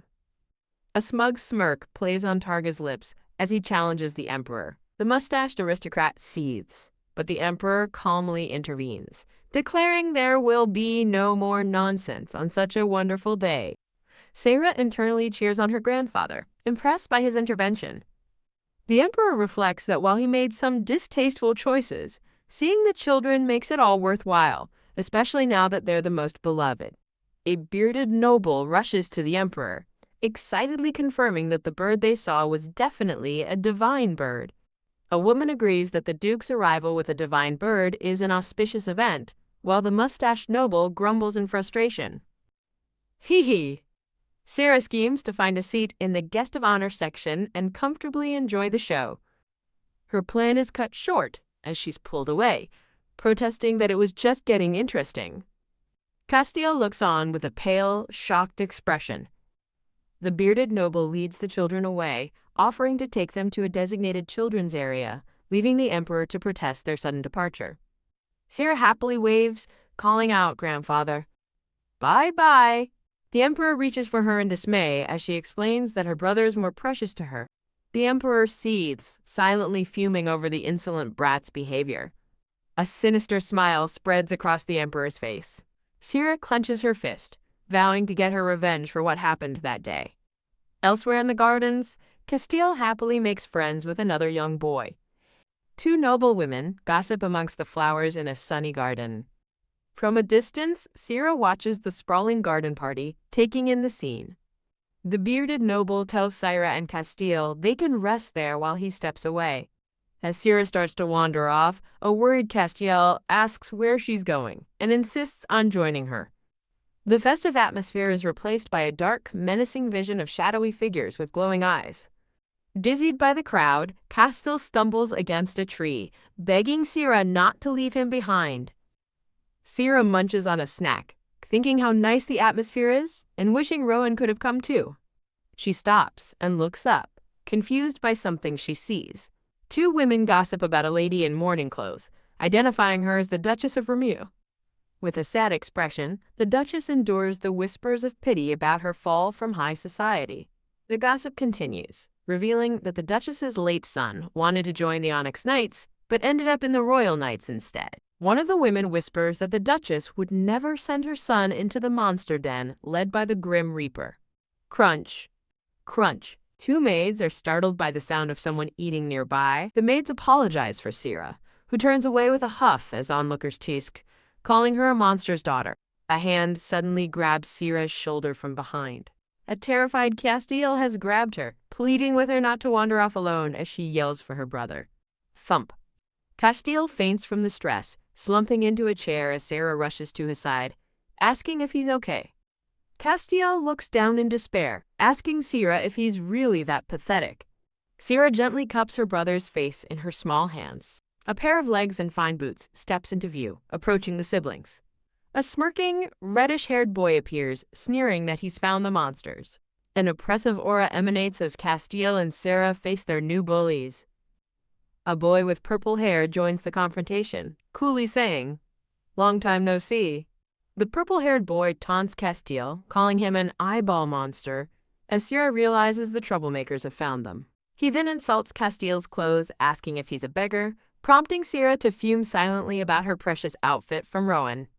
In the distance, two maids run across the lawn, shouting for the young masters to stop. A maid scolds a purple-haired noble boy for causing trouble, but he arrogantly boasts that his father is the Grand Duke. The purple-haired boy shoves Castiel, taunting him that a Grand Duke outranks a mere duke. After hearing his sister insulted, a furious Castiel leaps forward, shouting for them to stop talking about Sarah. Castiel stands protectively before Sarah, declaring she's his sister, as the bullies mock him for being crazy. Castiel glares with fierce determination, his eyes filled with protective rage. To defend his sister, Castiel grabs a nearby glass of water. Click. The water in the glass sloshes as he picks it up. With a look of intense focus, Castiel declares that Sarah is not a monster. Splash! Castiel hurls the water directly at the two bullies. The empty glass shatters on the ground as the water hits its mark. The drenched purple-haired boy points accusingly, shouting about being soaked. Sarah looks on in disbelief as Castiel denies that's what happened. The reddish-haired bully points angrily, calling them arrogant. The reddish-haired boy grabs Sarah's arm, accusing her of trying to run and tattle to her dad. Rip. The boy aggressively tears the sleeve of Sarah's dress. Castiel screams in horror, reaching out as he sees Sarah's ruined clothes. The bullies run away, taunting that they'll get there first. Waving mockingly, the two bullies laugh as they flee the scene. Castiel stares worriedly at Sarah and the torn fabric of her dress. Taking her hand, Castiel gently calls Sarah's name. Sarah decides to show her stupid brother how to properly deal with such bullies. The bullies run crying to their parents near the throne. The purple-haired boy sobs in his mother's arms as she scolds him for his behavior. The boys blame Castiel and Sarah for starting the fight, but their mother continues to scold them for misbehaving. Castiel and Sarah arrive before the throne, hand in hand, her torn dress on full display. Sarah looks ahead with cold, determined purple eyes. Targa notices the commotion, calling out to Sarah and Castiel. The nobles whisper amongst themselves, wondering what happened between the Duke's and Grand Duke's children. Targa smirks, watching the unfolding drama with interest. Targa extends a welcoming hand toward his approaching children. With a determined step, Sarah vows to show her brother how to handle these crazy bastards. Sarah walks purposefully toward the emperor seated on his throne. The bully's mother watches in utter shock. Targa observes his daughter's bold move with a serious expression. The emperor looks on in surprise as Sarah reaches out to him. Surrounded by a floral aura, Sarah sweetly calls out, "Grandpa!" A woman covers her mouth, stunned by the young lady's sudden action. The emperor stares down at Sarah, speechless. Beaming, the emperor happily lifts Sarah into his arms. Cradling her, the emperor asks if she missed her grandfather this much, noting she requires attention. Sarah smiles contentedly, snuggling against her grandfather's robe. Sarah beams from the emperor's lap as the bullies and their family look on in stunned silence. The bullies stare in shock, muttering about her insolence. Sarah smirks, thinking that to her, anyone below the emperor is insignificant. She internally gloats about using her ex-boyfriend Belzer to orchestrate her father's grand entrance. Her plan worked perfectly before the countless watching nobles. Sarah smugly thinks that after seeing the emperor favor her, the nobles will know who to side with. Achoo! The emperor sneezes and frets that Sarah has caught a cold from being lightly dressed. Snuggled warmly in the emperor's royal blue cape, Sarah looks up. Sarah gives a heartfelt thank you to her grandpa, who smiles back at her fondly. Two noble women whisper about how much the emperor seems to cherish Sarah. They gossip that he's never cared for other grandchildren like this, wondering if his favor is shifting toward the Grand Duke. TSK. The bully's mother, the woman in the green dress, clenches her fist in anger. She glares furiously, questioning how His Majesty could possibly favor a child like Sarah. The purple-haired bully boy seethes silently, a dark, vengeful aura surrounding him. A scream rings out over a dark, crumbling castle, a vision of ruin. The boy's mother stumbles back in shock and horror. The reddish-haired boy asks his mom what's wrong, but the purple-haired boy just wants to eat. Turning on them with a furious expression, their mother demands to know why. She furiously scolds them for misbehaving and allowing that rat to win the emperor's favor, prompting the boys to apologize and flee. Thump. She screams for them not to run as they escape down the hall. The purple-haired boy complains their mom is dumb for not listening, while his brother insists Castiel started it by splashing them. The purple-haired boy argues Castiel threw the water, not just splashed it, while the other boy seems unsure. The reddish-haired boy pauses, a new thought occurring to him. He recalls the image of Castiel standing defiantly with his sister. The two boys look at each other, the reddish-haired one utterly confused. The reddish-haired boy argues Castiel must have held a cup, but his brother insists Castiel's hands were empty as he walks away. A man with glasses and brown hair appears, smiling, as he asks the boys if they're going out to play. Ugh. Hearing that their mother is angry, the boys groan as their father asks if they are okay. The purple-haired boy frantically denies responsibility, yelling that Castiel started it first. The man with glasses smiles calmly, telling his sons it wasn't their fault. Whew! The boys sigh in relief as their father asks who people would believe, them or Duke Targa's children. The reddish-haired boy agrees as his father puts a hand on his shoulder, saying something more is important. With a chilling smile, the man asks his sons to tell him what they were just talking about. The scene transitions to a bright, elegant room filled with pink roses. Whoa! A baby Syrah in a new frilly pink dress and bonnet gasps in awe. As Castiel notes their grandpa spruced the place up, Sarah dreams of living there, only to be interrupted by her father calling their names. Targa looks down at them, asking if they like it that much, while Sarah worries that he looks upset because she ignored him earlier. Sarah begins to crawl toward her father on the floor. Targa teases Sarah about hugging the Emperor so eagerly, as Sarah internally wonders if her father is sulking. Sarah thinks to herself that her grandpa is not just anyone. Presenting a black teddy bear to her father, Sarah thinks that the new toys must look nice to him. With a bright smile, she points and declares that her favorite toy is her dad. Targa is momentarily stunned into silence by his daughter's declaration. He turns to a shocked Castiel and asks for his opinion, and the flustered boy quickly agrees. Sarah internally celebrates, eagerly wondering if her ultimate move was successful. But her hopes fall as she sees her father's stoic expression, thinking he's as cold as ever. Sarah peeks up from the floor, watching her father's reaction. Targa kneels down, extending his hand toward her with a gentle expression. He lightly pokes her on the forehead, startling her. He then turns and gently pokes a blushing Castiel on the cheek, who enthusiastically agrees to the gesture. Sarah waves happily as white feathers float around her. She looks on in confusion as her brother approaches her. A worried Castiel gently takes Sarah's hands in his. He softly calls her name, blushing with a happy, relieved smile.